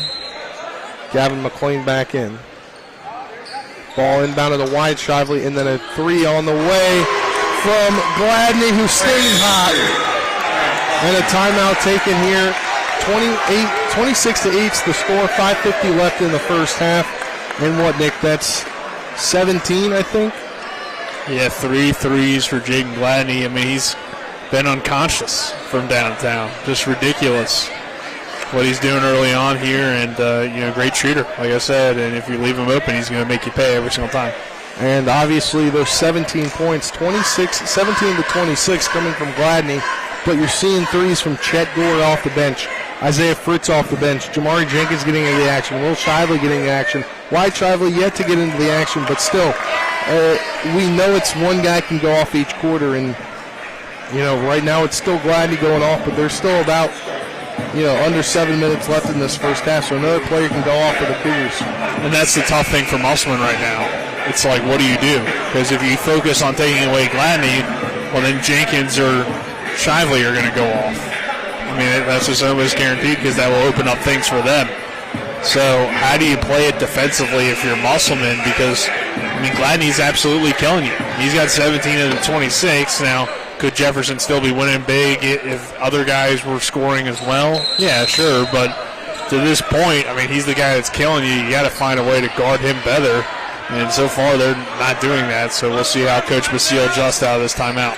White gets it past the timeline. Jason Gordon into action here. He passes over to Gavin McLean. Gavin McLean can't keep the handles. Kylan Johnson has it, and he's fouled by McLean. But it is going to start, too, with some solid offensive possessions because 8 points with 5:36 to go in the first half. isn't going to get it done against Jefferson. They have too much offense. So you got to find a way to slowly cut into the lead. And it starts with your defense, though, first of all. But then when you get opportunities on offense, you got to convert as well. Now it's over to Gladney. Gladney now to Jenkins. Jenkins dribble drives to the lanes, lays that one up and in. Jenkins now with 4 points, 28-8. A 20-point lead for the Cougars. Pass cross court now to Gavin McLean. Gavin McLean to Colton Shelton. Cross court back to McLean. No communication. The ball looked to go to Nate White. So Gavin McLean turns it over to checking. He checks out of the game. Logan Shelton checks back in. And I wonder if maybe you think about somebody like Baden Hartman or something to come in and give you some. I mean, they're going to a 1-3-1 right now. I don't know if that's going to be successful or not. In the corner from three is Gladney, and it's through. 20 points. Are they calling it? Yeah, and the foul. And the foul go to the line. Yeah, 1-3-1, I don't think that's going to work because Gladney can just sit in the corner then and open up for three and do what he just did. You got a man late on the rotation. Foul doesn't appear to be on the shot, though. Foul away from the shot, I guess. So the three still counts for Gladney, which is now 4 in the first half. He's got 20 of the 31 points. And then we had a foul fighting for the rebound, and it's Jefferson ball. So that really hurts if you're Musselman. So Gladney will inbound it to Wyatt Shively. Over to Will Shively. Now to Jenkins. The shot coming is no good. Foul is on Nate White there. Now we've got another foul. And you can hear the student section behind us. Yeah, I'm not sure really what's going on this possession because I thought Gladney got fouled on the shot, so I don't know why it wasn't a shooting foul. Don't you only have one coach standing up to you? That is a rule, but they don't enforce it very well on any team in the EPAC. So, but yes, that is a high school basketball rule. It might even be like a basketball rule in general. Yeah. All right, well, Cougars will have possession under the basket. Gladney will inbound it. He inbounded it to Wyatt Shively. He's going to drive in. His layup is good. He's into the scoring column with 2 points. 33-8 now to score. That's a really good play. Anytime you're shooting the ball well from three, they think that Shively's going to hand it off to the guy, the inbound going out toward the corner, but he fakes the handoff and goes to the basket. Down low to Colton Shelton. He's fouled. And Nick, you mentioned Coach Basile bringing somebody off the bench. It looks like next time he can check somebody in, he's going to bring in for the first time Ashton Kearns today. Yeah, I mean, that's an option. The reason why I said Hartman is, we've talked about this before, he's probably the best athlete on this team. May not be the best basketball player, but he's a really good athlete. He could bring the defense and intensity potentially to match a guy like Gladney. But like I said, they have so many weapons, I don't know how much it matters if you slow him down because somebody else will open up. So Colton Shelton at the line. He nails the first shot, so now on the court. It's Colton Shelton, Matt Mahood, Ashton Kearns, Logan Shelton, and Nate White. Shot is second one straight through, so it's 33-10, 4:18 left in the first half. Jenkins has it. He's going to come to the top of the key. Pass to Gladney. Gladney's going to get a screen and come back off the screen over to Roper. Now to Gladney. Gladney has it. Another three coming, and he sinks it. 23 out of the 36 points for Jaden Gladney. Have a night, young fella. Ashton Kearns now with it over to Logan Shelton. He passes it to Colton Shelton. Back to Logan. Now down low to Mahood. Mahood turnaround jumper is no good. Rebounded by Chet Gore, getting a lot of minutes in this one. 36-10, 3:30 and counting left in the first half.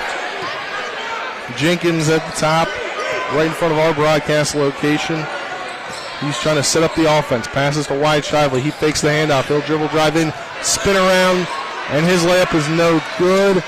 Rebound grabbed by Colton Shelton in transition. Down low to Kearns.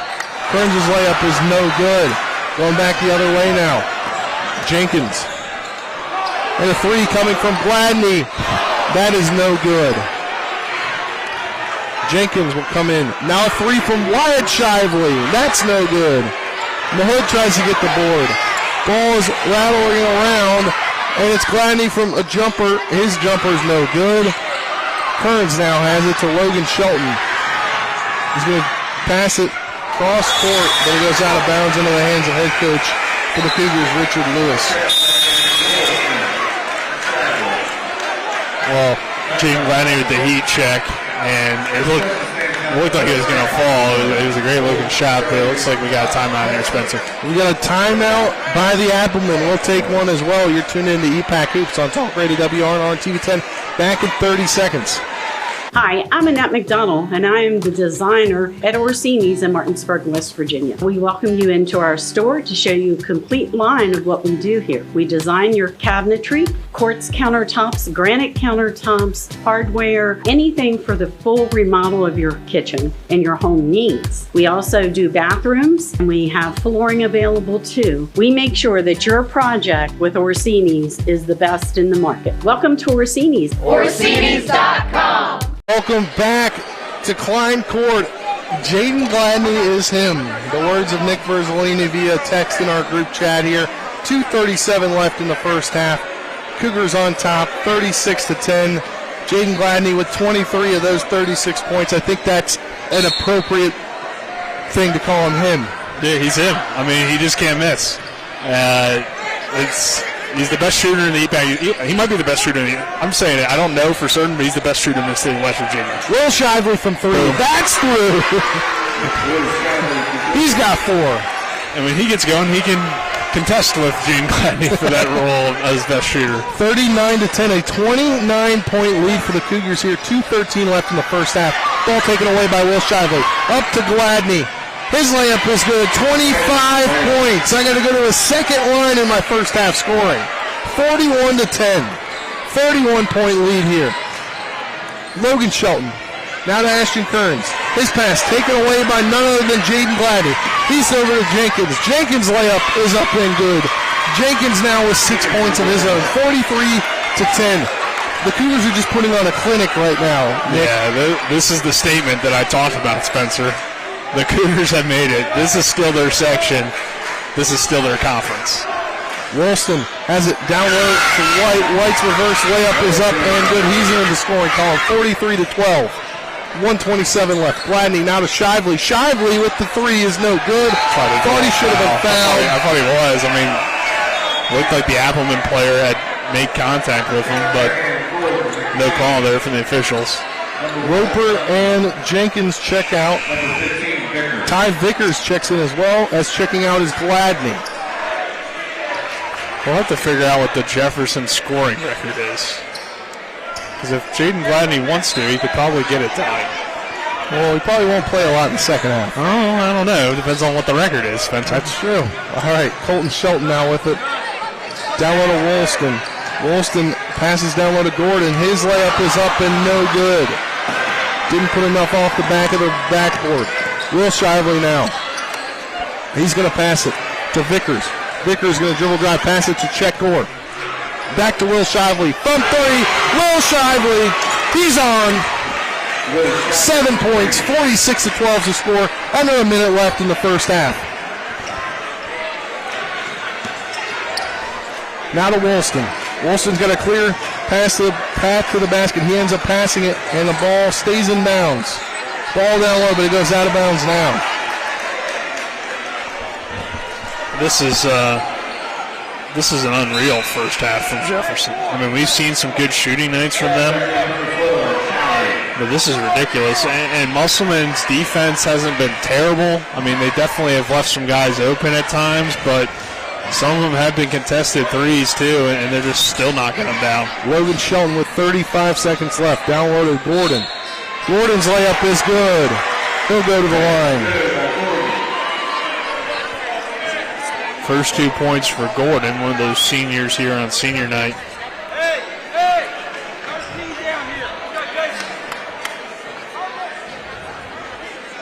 His free throw is up and no good. But Woolston with the board, he lays that one up and through. 9 threes in the first half for the Cougars. 46-16, 21 seconds and counting left. Kylan Johnson out of Moses Talley.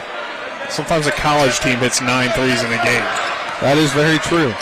Now in the corner for Vickers. Is he going to get in the free action? He's not. Woolston fights for the board. 8 seconds and counting left in the first half. He's going to get past the timeline. 4 and 3 and 2, and his shot's no good. He's fouled. He'll go to the line.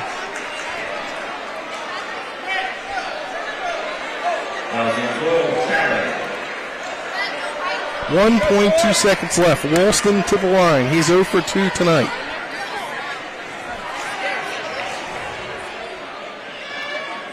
First shot is up and good. We might be getting bombarded here by some teddy bears, Nick. That is true. Where's our teddy bear is a good question, actually. It's behind these kids on the first row of the bleachers. Well, maybe they'll shot throw it for us. Is up and no good. Gordon with the shot, that's no good. At the half, 46-17, Cougars on top. How about we keep it here, Nick? You want to go grab it? Yeah, I see it now. The TV10 teddy bear. Here as we keep it here for the special teddy bear toss. As Nick will grab the teddy bear. I guess we're going to just, you know what? I think we're going to step aside for, we'll step aside for a 2-minute break. When we come back, we'll have the post-game show. You're tuned in to EPAC. Post-game show? It's not over yet. Halftime show. Halftime show. You're tuned in to EPAC Hoops. Back in 2 minutes. And the streak continues! CMA's Martinsburg dealerships continue to knock out the competition with their competitive pricing, extensive selection, and lifetime powertrain warranty. With over 450 new and used vehicles in stock and on the way, CMA won't leave you waiting on the bench. That's right, CMA's Martinsburg dealerships are once again the most valuable dealers in the area. For the strongest and deepest lineups, visit CMA's Martinsburg dealerships online at martinsburg.cmacars.com today. And good luck to all Panhandle High School student athletes. The Palace Lounge in Martinsburg is the place to be. Join us every night to relax and enjoy football or basketball games featuring either the Martinsburg Bulldogs, Shepherd University Rams, or West Virginia Mountaineers. We will have steak night every Wednesday, shrimp nights every Thursday, and now taco and margarita nights every Tuesday. You can find us on Facebook or call 304-267-7520. The Palace Lounge is located at 1350 Edwin Miller Boulevard in Martinsburg.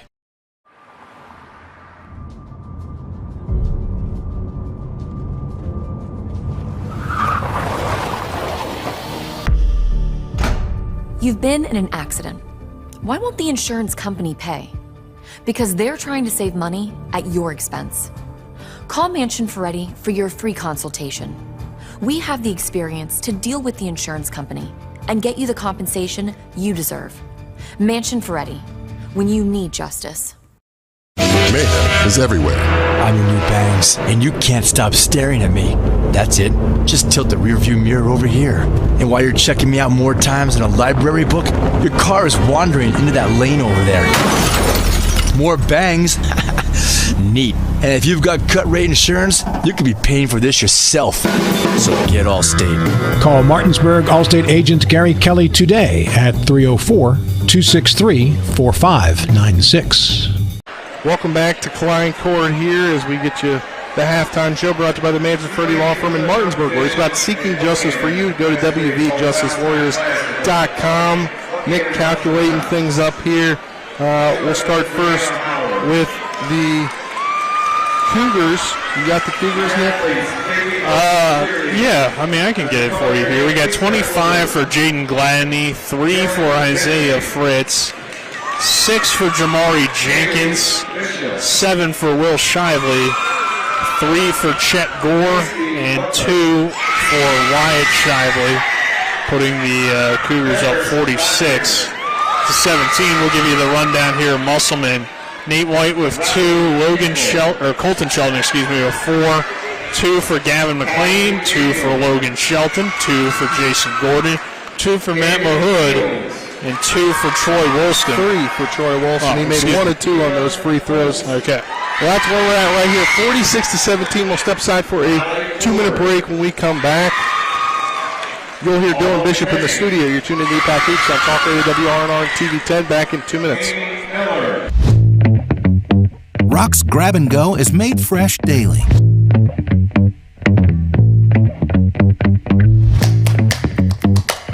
Grab and Go, now available at Rock's local market. Rock's Grab and Go is made fresh daily.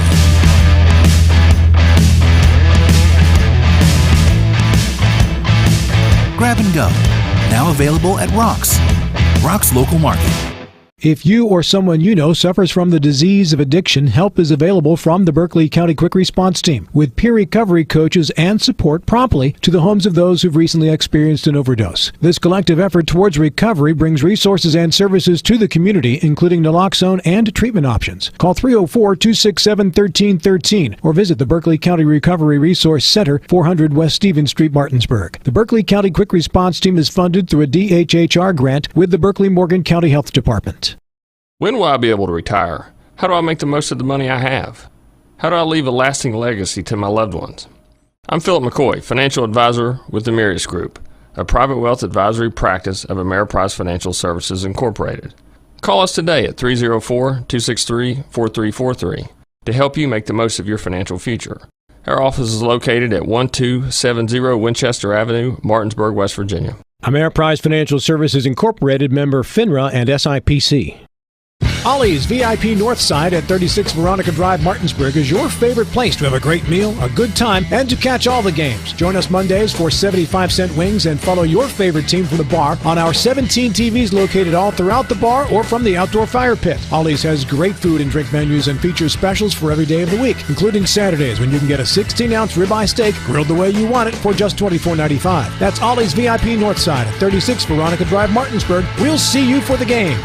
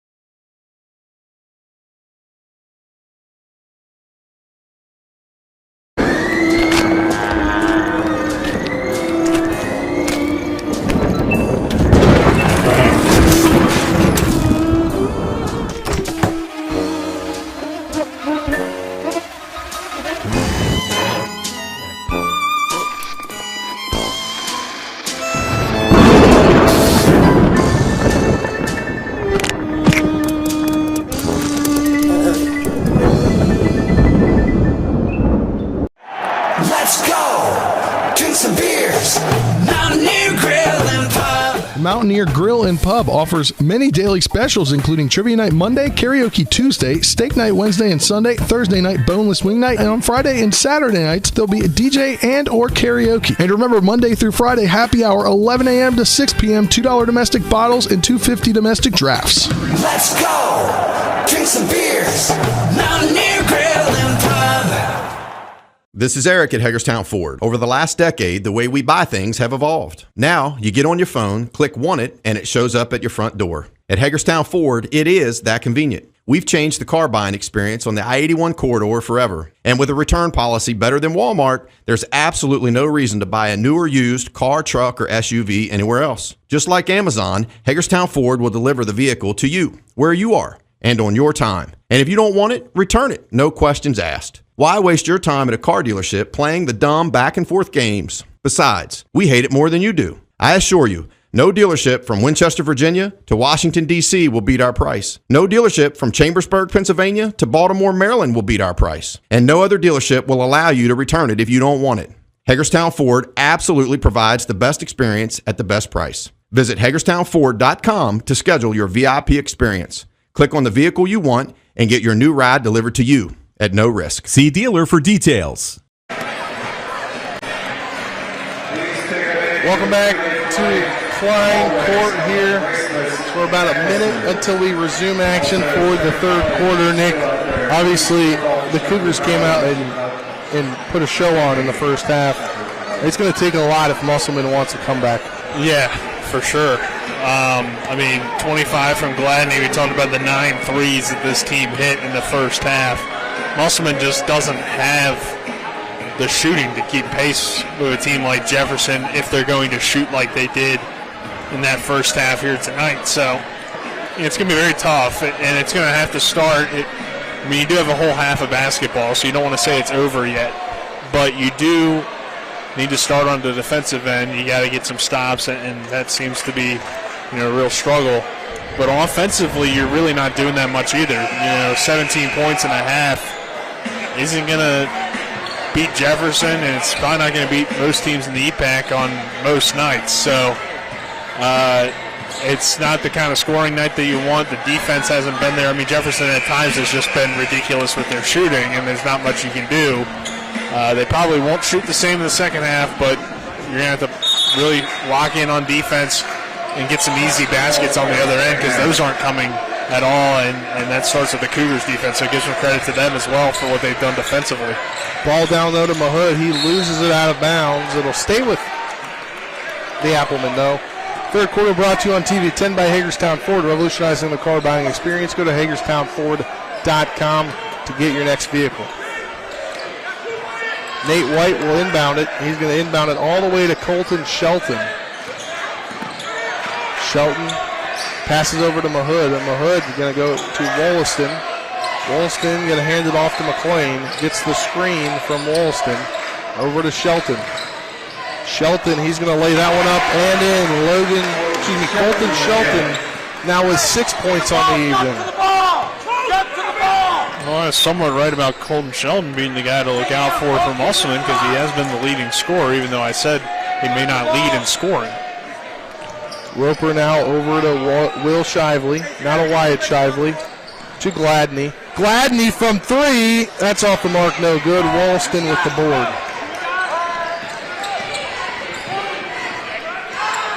Shelton. He's going to have to go somewhere until he goes to Mahood at the top of the key. Mahood to Wollaston. Wollaston step back over to McLean. Picks about the 3. He'll dribble drive through the lane. Lay that one up, no good. Gets his own board. Colton Shelton wide open 3. That one rolls around and no good. Will Shively with the board. We got a foul coming here. What's been impressive too for Jefferson is they're not the biggest team. Wyatt Shively, Will Shively are really their starting big guys, if you want to call them that. And really, Wyatt Shively plays like a big, but Will is a guard essentially playing down low. But they've rebounded really well tonight, despite not having the size of a team like Musselman.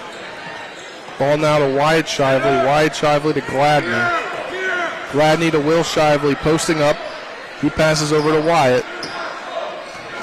Now to Roper. Three coming from Will Shively. That's through. Will Shively now with his third three of the night. Into double figures with 10. Maybe it'll be his half, since last half was Jaden Gladney's half. We'll just see Will Shively go off this half. Into McLean. Now to Colton Shelton. He no-look pass to Mahood. Mahood lays that one up and in. Mahood's first point since the very beginning of the game. Colton Shelton made that no-look look so effortlessly, or did it so effortlessly that it almost didn't seem like he actually threw a no-look. Jenkins now through the lane. It's Roper with the three, no good. Rebounded by Shelton. Shelton now is going to go up through half court, over to White, now to Wollaston. Wollaston telling his teammates to go back to where they were. Wollaston's going to back down Shively. His shot is up and no good, rims out. Yeah, Wollaston essentially wanted an ISO in the post. Up to Roper, now it's Jenkins for three. His shot rolls around, no good. McLean there gets the board. Will Shively coming up limp. That's not good. Now over to White. White has it taken away. Over to Will Shively on basically one leg. He lays that one up and in. Will Shively now with 12. It's going to be Coach Lewis with the timeout to get Will out of the game, who's visibly limping.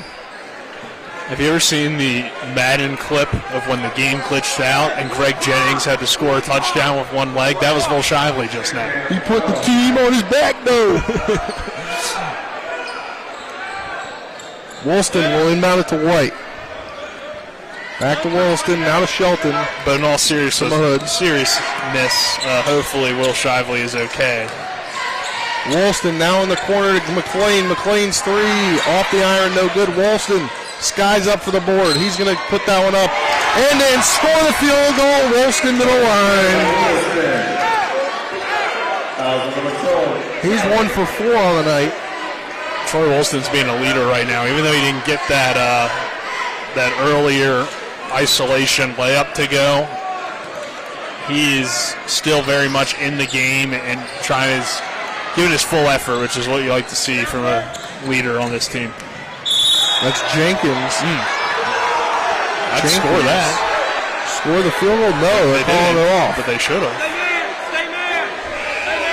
Calling it on Woolston.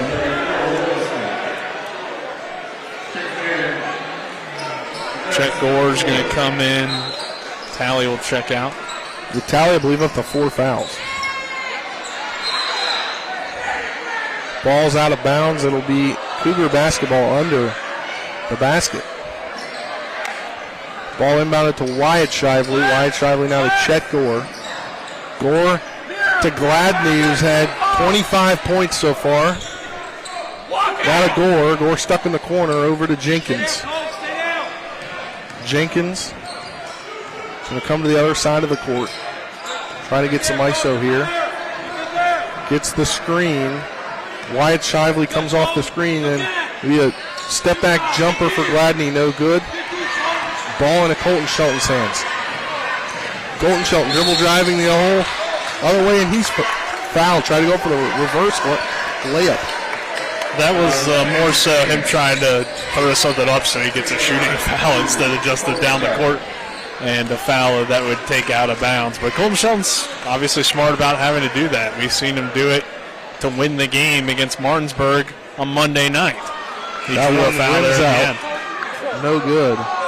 Yeah, I mean, he's just a freshman. Can you imagine him in 2-3 years? Yeah, that's what I'm saying. I mean, we got a lot of young, talented players in the EPAC, sophomores and freshmen, some juniors as well that will all be back next year and will make things very interesting because every team's got at least one guy that you're like, how's he going to develop over the next couple of years? That one no good as well. 51-23 is the score. 3:54 left in the third quarter. Three. Is that Gladney? Do you have to ask? Of course it's Jaden. Another Gladney up to 28 points. That one was just pure. It had nothing but nylon. Ball now to Gordon. Gordon over to Mahood from three. That's through. Bingo. Mahood now with 7 points. 54-25. Ball over to Wyatt Shively. Will Shively exited the game what looked like a leg injury a few minutes ago. Now to Chet Gore from 3. That one's off the mark, no good. Rebounded by White. White to Shelton, now to Mahood. Mahood fakes the pass to Gordon. Score the field goal, he'll go to the line. This has been a much better start to the second half than what we really saw from Musselman all throughout the first half. Matt Mahood seems a little bit more aggressive now. He makes a three-pointer, he gets an and one. See if he can convert from the line, but this is a good start to the second half, even if Musselman still falls in this game. That shot is up and through. 54-28. Foul there was on Gladney. It's his first of the game. Jenkins now with it to the far side. He's going to pass it to Gladney. Gladney's going to pass to Shively. Shively underneath. His shot is up and good. Wyatt Shively now with 4 points. 56-28. Colton Shelton to Logan Shelton. Now back. Ball nearly taken away by Jenkins. Pass in the corner for 3. That's good. All good in Mahood. He's now got 11 in this quarter. 13 overall. That's Gladney. Jenkins. He's going to dribble drive and get fouled. He'll go to the line. Looks like Will Shively stretching out that ankle a little bit on the sideline. Now, obviously, in a 56-31 game, with it pretty much being meaningless, Jefferson's not going to put Will Shively back in. I think I just saw that. I think Coach Lewis has said, come on, settle down, we're good. First shot there by Jenkins is up and good. He's got 7. But it is good to see that he's, trying to stretch it out, trying to get it good, because that means that he's obviously going to be hopefully fine for sectionals and regionals, which is when you really need him. Up and good as well. 8 points for Jenkins. 58-31. He checks out for Isaiah Fritz. Will Shively really wants to get back in the ball game. He's jumping around, stretching it out. Logan Shelton into Colton Shelton. The trap coming. Now to Mahood. Mahood to Gordon. Gordon's going to take it to the rack, spin around. Trying to get it to McLean, no good. But it'll end up to Logan Shelton. Now to Gordon. Gordon dribble drives through the lane, lays that one up, no good. Mahood tried to come in. That one's out of bounds. Third quarter also brought to you on TV 10 by Smallwood Small Insurance Group in Martinsburg. Your total insurance solution at 121 Administrative Drive. Call 304-263-3361 here. 2 minutes left in the quarter. 58-31 is the score in favor of the Cougars. Kylan Johnson has the ball.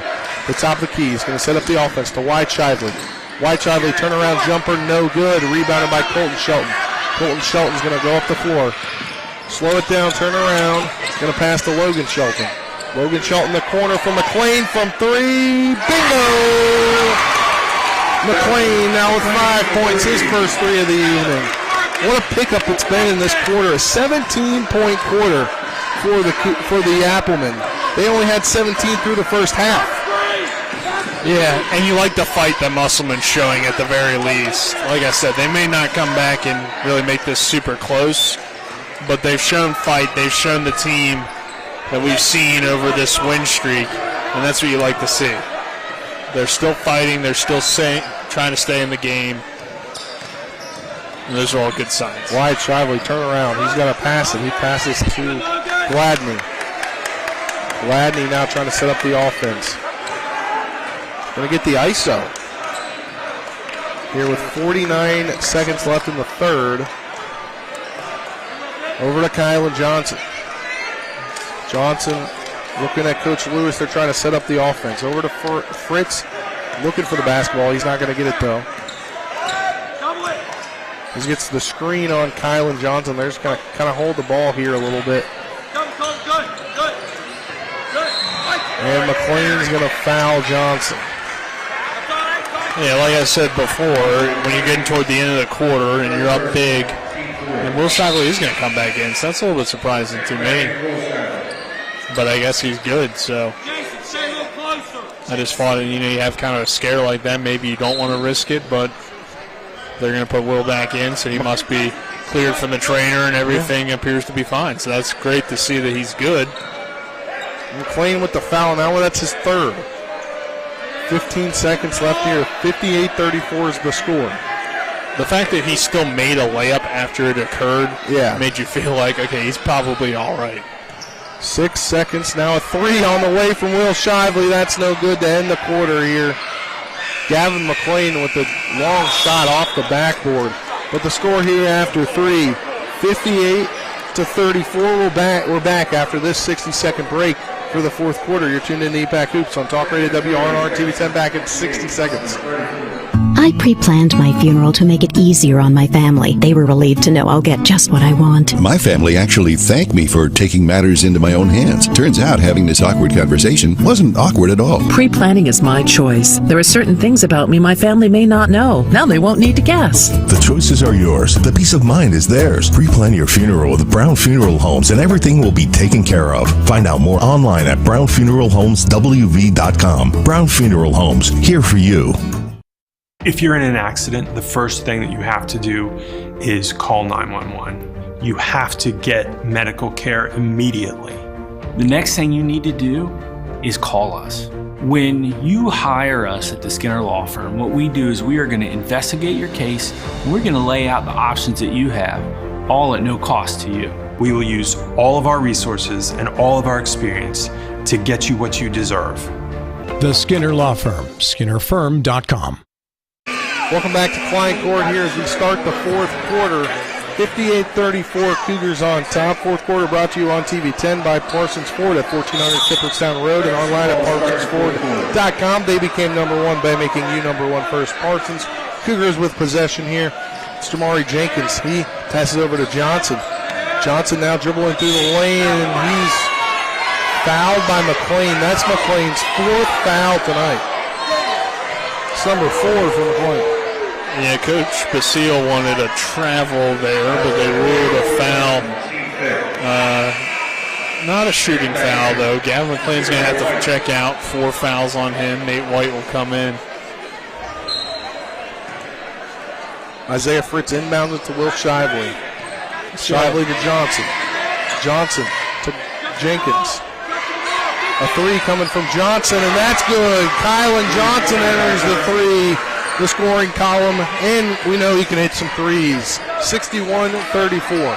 Kylan actually led the way in their last game with 12 points for the Cougars. That shot coming from White, no good. Gladney, Jenkins going back the other way.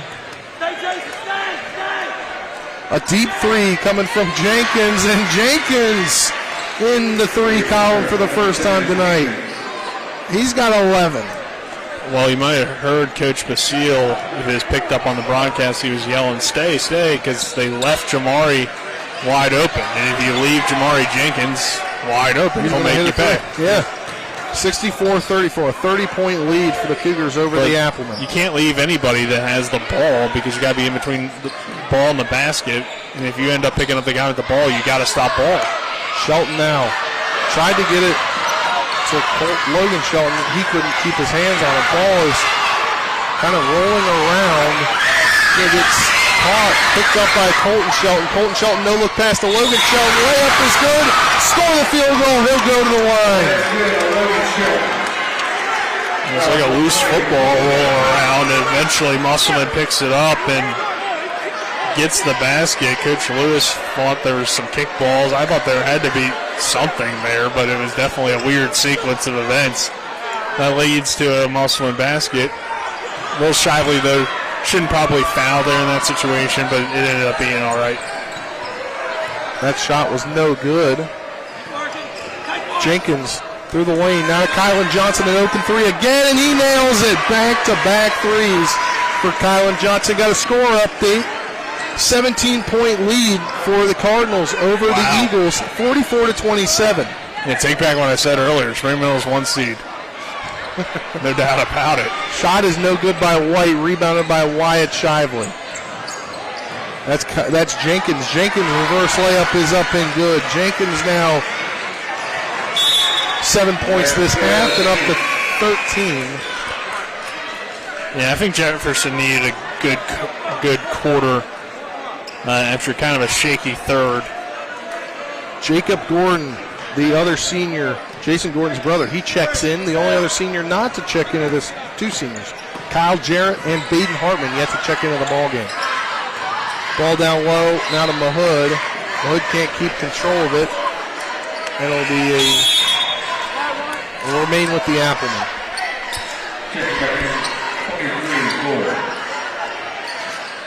5:36 left in the fourth quarter here. 69-38 the score. Layup by Mahood, rolls around and through. Jenkins now. He passes to Will Shively from three, no good. Mahood with the board. Over to Colton Shelton. Colton Shelton up ahead to Gordon. Gordon, his layup is no good. Thought he was fouled. Going back the other way is Jenkins. In the corner for Kylan Johnson. Another three is no good. Ball kept in. It's going to Mahood. Mahood alone on Will Shively. His layup is good. Matt Mahood continues to score here in this second half. He had two in just the first half. Now he's in the double digits, about 15 points. Well, I think it was a difference there in Will Shively. He didn't go up for the contested shot because he didn't want to get called for a foul, which was a smart play, unlike he had made that mistake, I felt like, earlier to go up and contest. Jenkins, a three on the way. That's no good. Chet Gore with the board. He's fouled as he goes up for the shot. To the line he goes. And the reason why I brought that up is because you never want to foul at all, hypothetically, but in a game where you have a big lead, there's no reason to ever foul because that's how teams can score with the clock stopped and get back into the game easier that way. Chet Gore's first one is up and good.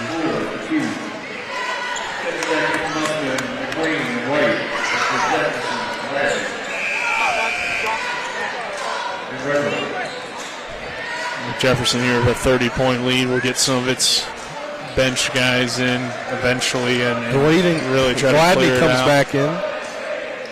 That shot, second one by Gore, is no good. Rebounded by the Applemen. It's Nate White.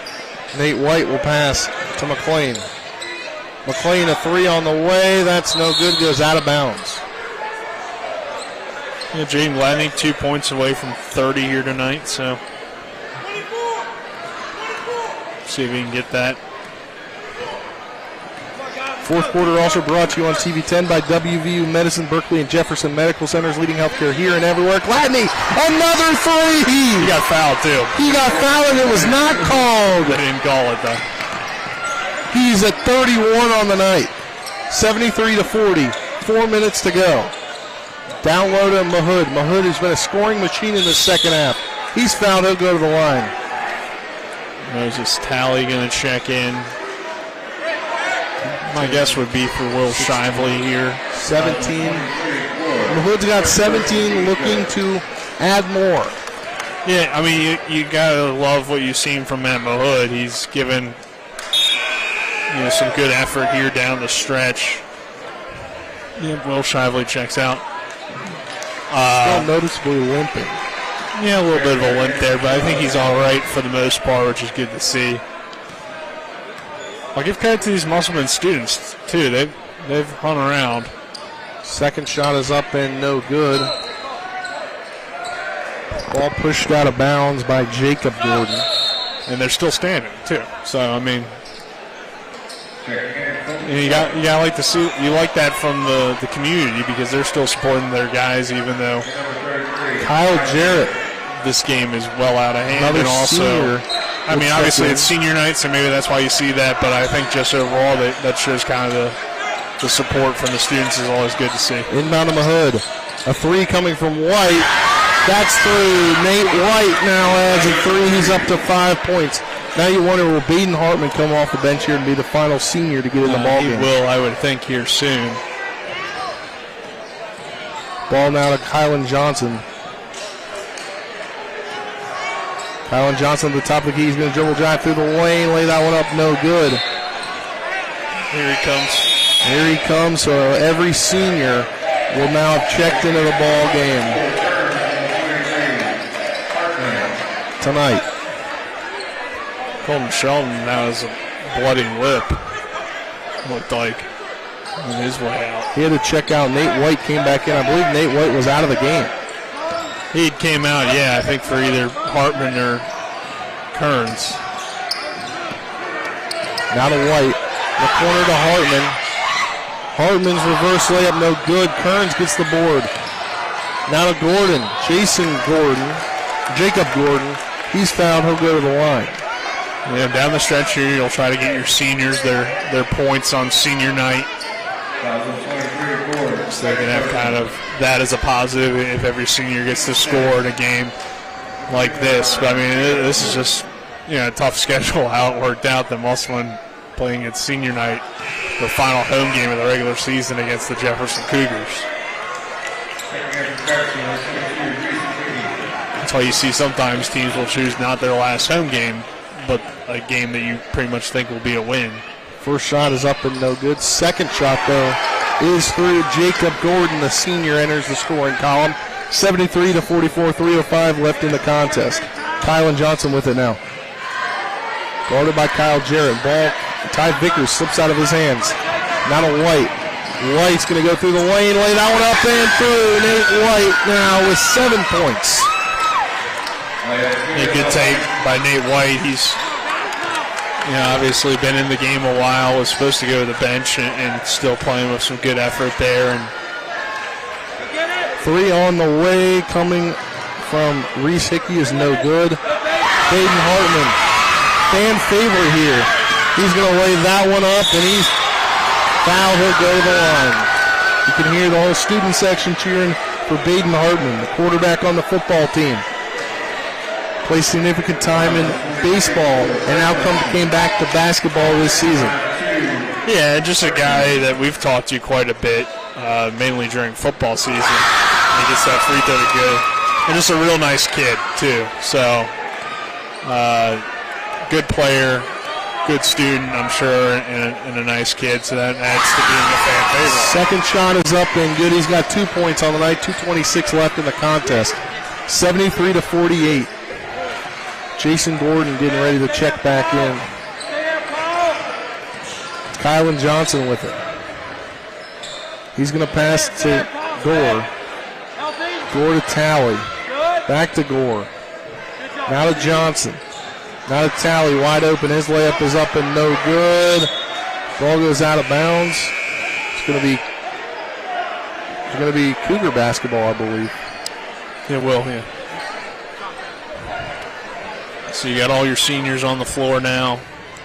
It's nice to see, get them the final 2 minutes here together.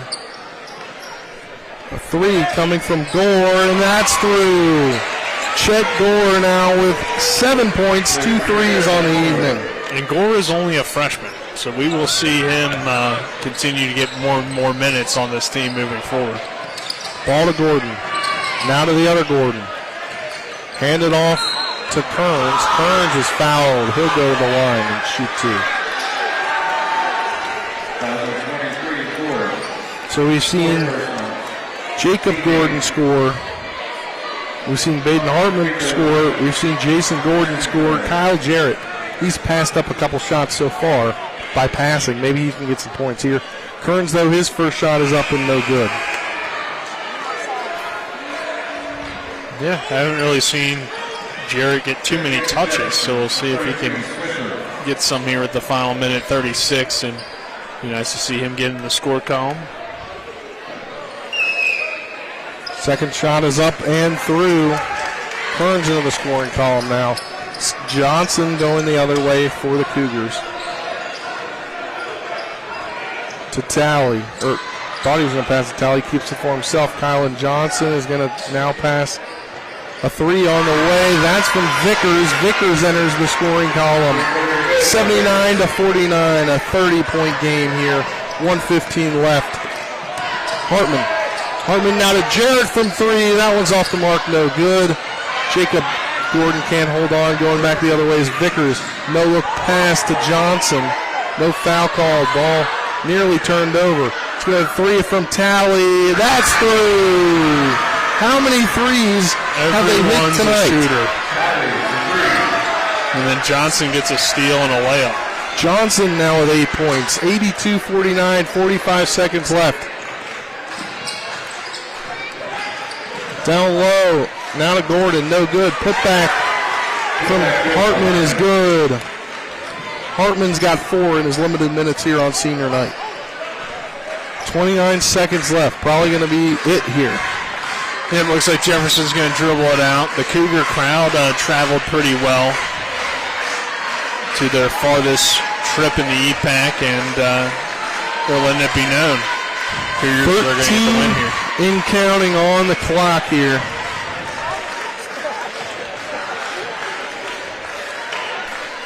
Four and 3 and 2 and 1. The buzzer goes off. The final score, Jefferson 82, Musselman 51. We'll keep it here in hopes we can get Coach Lewis on the broadcast here momentarily. Nick, your thoughts on the game? Well, I think Jefferson did what I kind of thought there was a good chance of them doing, and that's make a statement. Musselman, obviously a team that has played some great basketball, so I don't want to take anything away from them. But they're just not quite here yet to compete with this team. But Jefferson with a big win here tonight, and I thought it was an impressive victory with how hot Musselman's been playing as of late. So we're now joined by the head coach of the Jefferson Cougars, Richard Lewis. Coach, big win for your team here tonight against a Musselman team that's been playing some great basketball. And with sectional so close, was this a game that you kind of wanted to make a statement that you guys still kind of run Section 2? Yeah, I mean, we talked about they're not the same basketball team we beat earlier. So the guys came out really motivated. I thought they were excited because the crowd was here, student section was here. So I really motivated us, I thought, today. And I thought we executed really well in the first half, especially in the first quarter. We came out, got some easy layups, and that enabled us to hit some of those wide open threes. And Jaden Gladney, 25 in the first half, goes over 30 points. You just give him the ball, and he can shoot it from wherever. He's probably the best shooter in the state. Yeah, it's funny because I've been waiting for him to hit over 30 points. I told him he hadn't had a 30-point game yet since he's been at Jefferson. In middle school, he's hitting like 40, 45. So I told him, I said, you haven't hit 30 points in high school yet. So it's good to hear that he finally hit 30.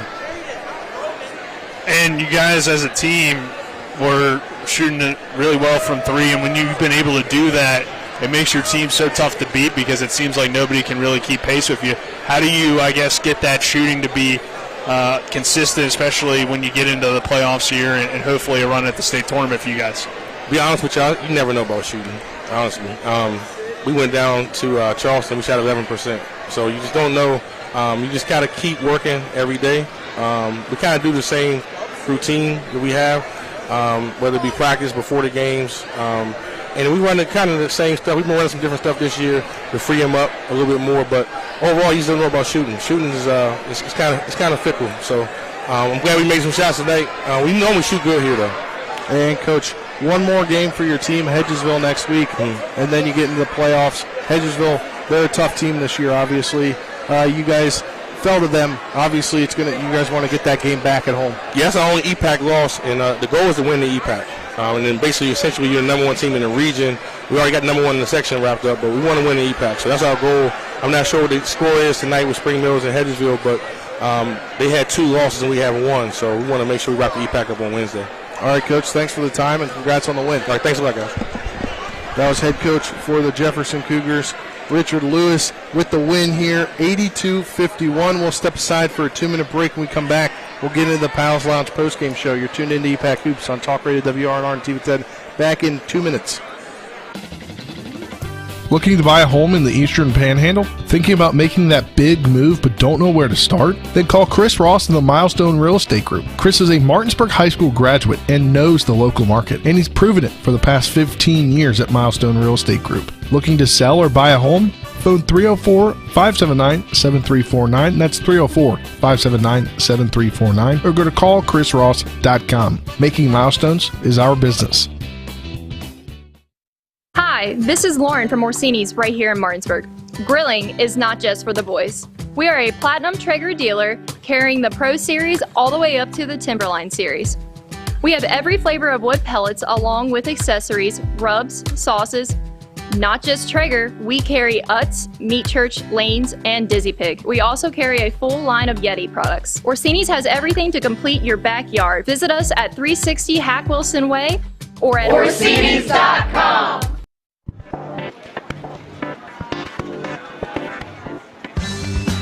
Laura. Hey, Laura. What's with the sunglasses? Ouch.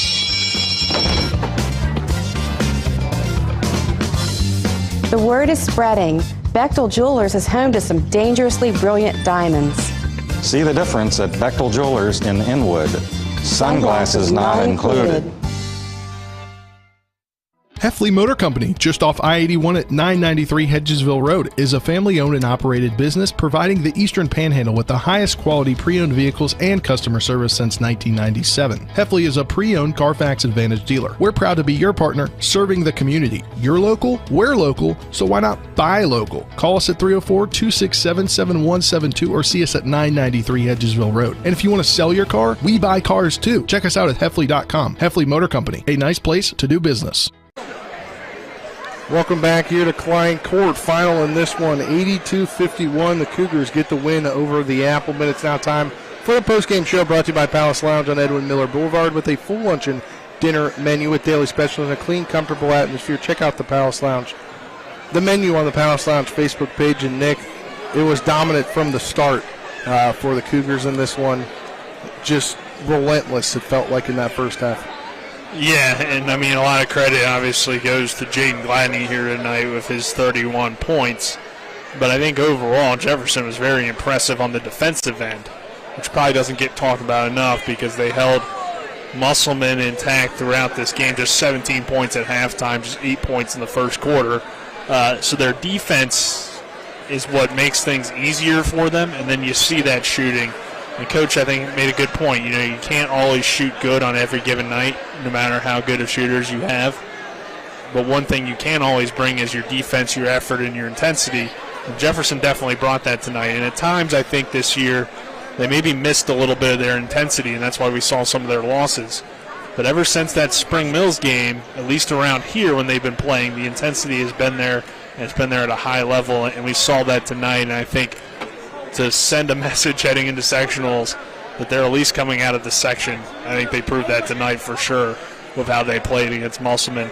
But it will be interesting to see if they are able to make it to the state tournament again. I think they got a great shot to, but they got to play like this each and every night, and that's tough to do. That they do here. It's now time for the game stats brought to you by Bechtel Jewelers, West Virginia's largest Pandora retailer on Route 11 right here south in Inwood, taking care of you like nobody's business. We'll start first with the victors in the Jefferson Cougars. 31 for Jaden Gladney, led the way. Didn't know it. Did not have a 30-point game until tonight in his whole high school career. Then 13 points for Jamari Jenkins, 12 points for Will Shively, 8 points for Kylan Johnson, 7 for Chet Gore, 3 for Isaiah Fritz, Tayshawn Roper, Ty Vickers, and 2 for Wyatt Shively. I think I got all those, right, Nick? Yes, sir. All right, now for the Applemen. Led the way by Matt Mahood, who had 17 points. Then Nate White with 7. 6 for Colton Shelton, the freshman. 5 for Troy Woolston. Gavin McLean. 4 for Logan Shelton, Baden Hartman. And 2 for Jason Gordon, 1 for Ashton Kearns, and Jacob Gordon. So that's your scoring for the night. Scores, again, game stats brought to you by Bechtel Jewelers right here in Inwood. Now it's time for the award portion of the broadcast. Nick, where do you want to start?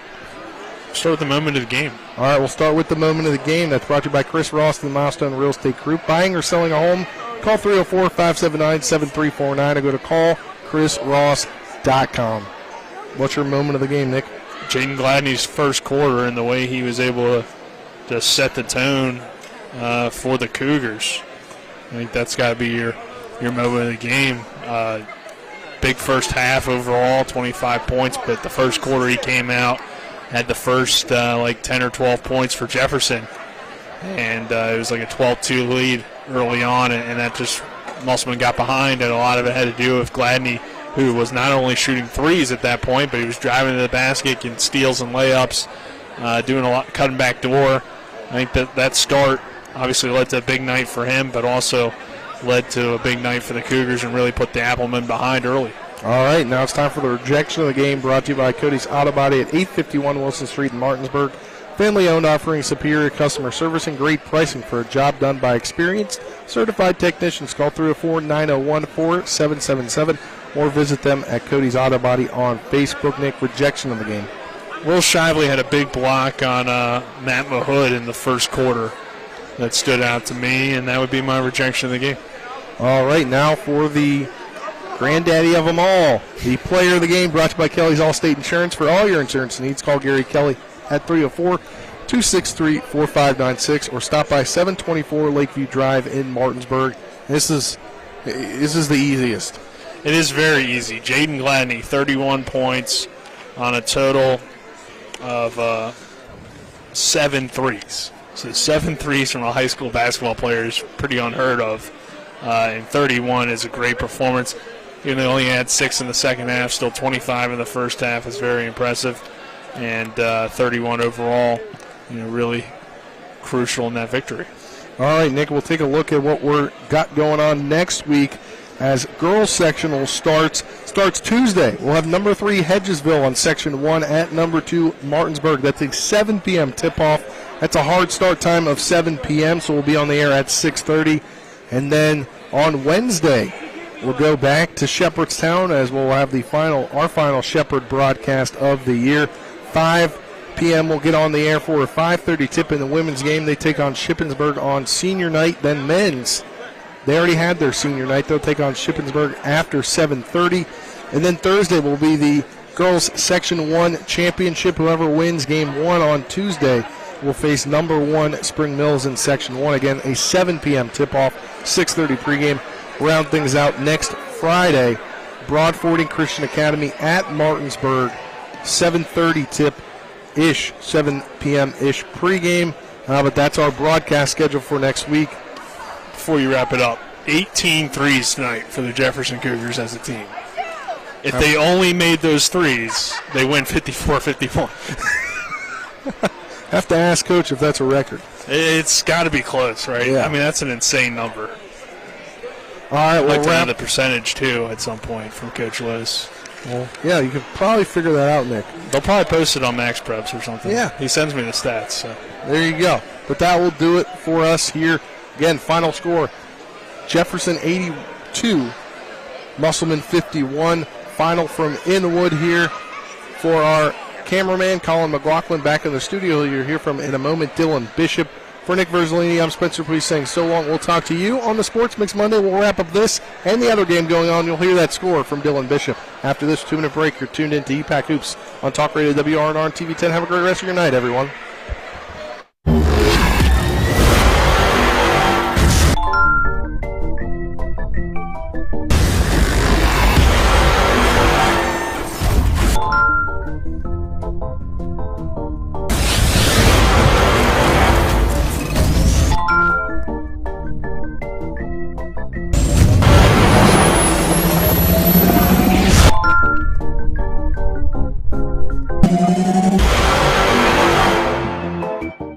Insurance companies like to play games. They say they're on your side, but they aren't. We have a team that can handle any curveball they throw. At Burke, Schultz, Harmon, and Jenkinson, you get a dedicated lawyer, and every case gets a team effort. So you get nearly 150 combined years of experience going to bat for you. And we like to win. Join the team that takes your personal injury case seriously. Burke, Schultz, Harmon, and Jenkinson. We play hardball. The Honda HR-V, CR-V, Pilot, Passport, and Ridgeline. They all have one thing in common. They never back off from a challenge. Available with all-wheel drive, the Honda SUV lineup has the performance you can count on and the capability to amaze. It's no wonder Kelley Blue Book's KBB.com named Honda the 2022 Best Value brand. CMA's Honda of Winchester, 3985 Valley Pike. CMA, moving lives forward. Based on 2022 brand image awards from Kelley Blue Book, visit KBB.com for more information. Hi, Hi, Crescia Hornby here. Larry DeMarco, broker of Modern Realty Results, believes he has some of the best real estate agents in the Eastern Panhandle. Agents at Modern Realty Results have years of experience and knowledge of the local real estate market. Agents within the office work as a team to provide quality customer service. We strive to always ensure client satisfaction through handling every transaction with honesty and integrity, all while offering competitive rates. Modern Realty Results is veteran-owned and managed. Please call us at 262-4222, modernrealtyresults.com. Welcome into the And One Scoreboard show here at postgame of a big win for the Jefferson Cougars here on Talk Radio WRNR and TV 10, 82-51 over the Musselman Applemen. Dylan Bishop here for Talk Radio WRNR and TV 10. Apologies if you were watching the game on television or on YouTube at halftime for technical difficulties, but we have the postgame and One Scoreboard show here for you right now, brought to you by Farmer and Mechanics Insurance Company. When it comes to your home, auto, farm, or business, they're trusted, reliable, and experienced. Call them at 304-263-0809 or go to fmiwv.com. Again, your final from Musselman High School, Jefferson 82, Musselman 51. And then the other part of the EPAC action tonight, on the boys' side of things, Spring Mills gets the win 65-51 over Hedgesville. You get you some scores from around the rest of the sports world tonight. Right now going on in women's college basketball, ranked games, 2 of them ongoing right now. Number 16 UCLA leading Cal 18-9. Number 18 Arizona leading 22-17 against number 4 Utah. Over in the NHL, it is currently tied at 4 with 3 minutes left in the final period between the Penguins and the Islanders. 9:30 left in the game. The Senators lead the Blackhawks 3-1. Still no score in Minnesota for the Wild against the Stars. No score in the first period for the Ducks and the Kings. And the Oilers lead the Rangers 1-0 in the first period. Those are the scores from around the sports world tonight. No ranked action in men's college basketball at the Division I level today. There's games for tomorrow we can look at, such as number 7 Virginia hosting Notre Dame, and Indiana, number 14, hosting Illinois. So those are games that we have tomorrow that you can look forward to. Also, number 1 Alabama, number 1 in basketball, which you don't see very often, hosting Georgia at 6 o'clock. So that's all we have for the postgame and One Scoreboard show here on Talk Radio WRNR and TV 10, brought to you by Farmer and Mechanics Insurance Company. This has been Dylan Bishop, hoping that you have a wonderful Friday evening and a wonderful weekend.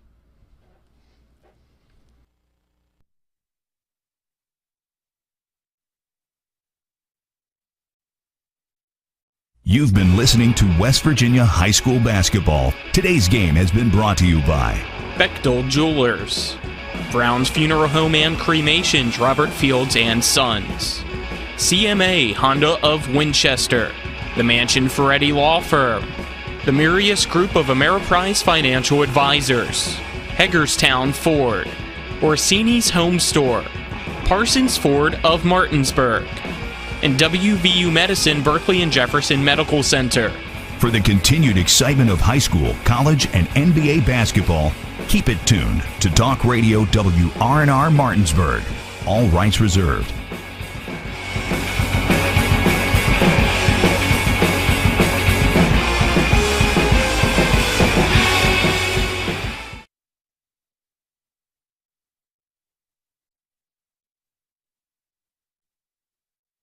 Whether it's a strain, sprain, or fracture, WVU Medicine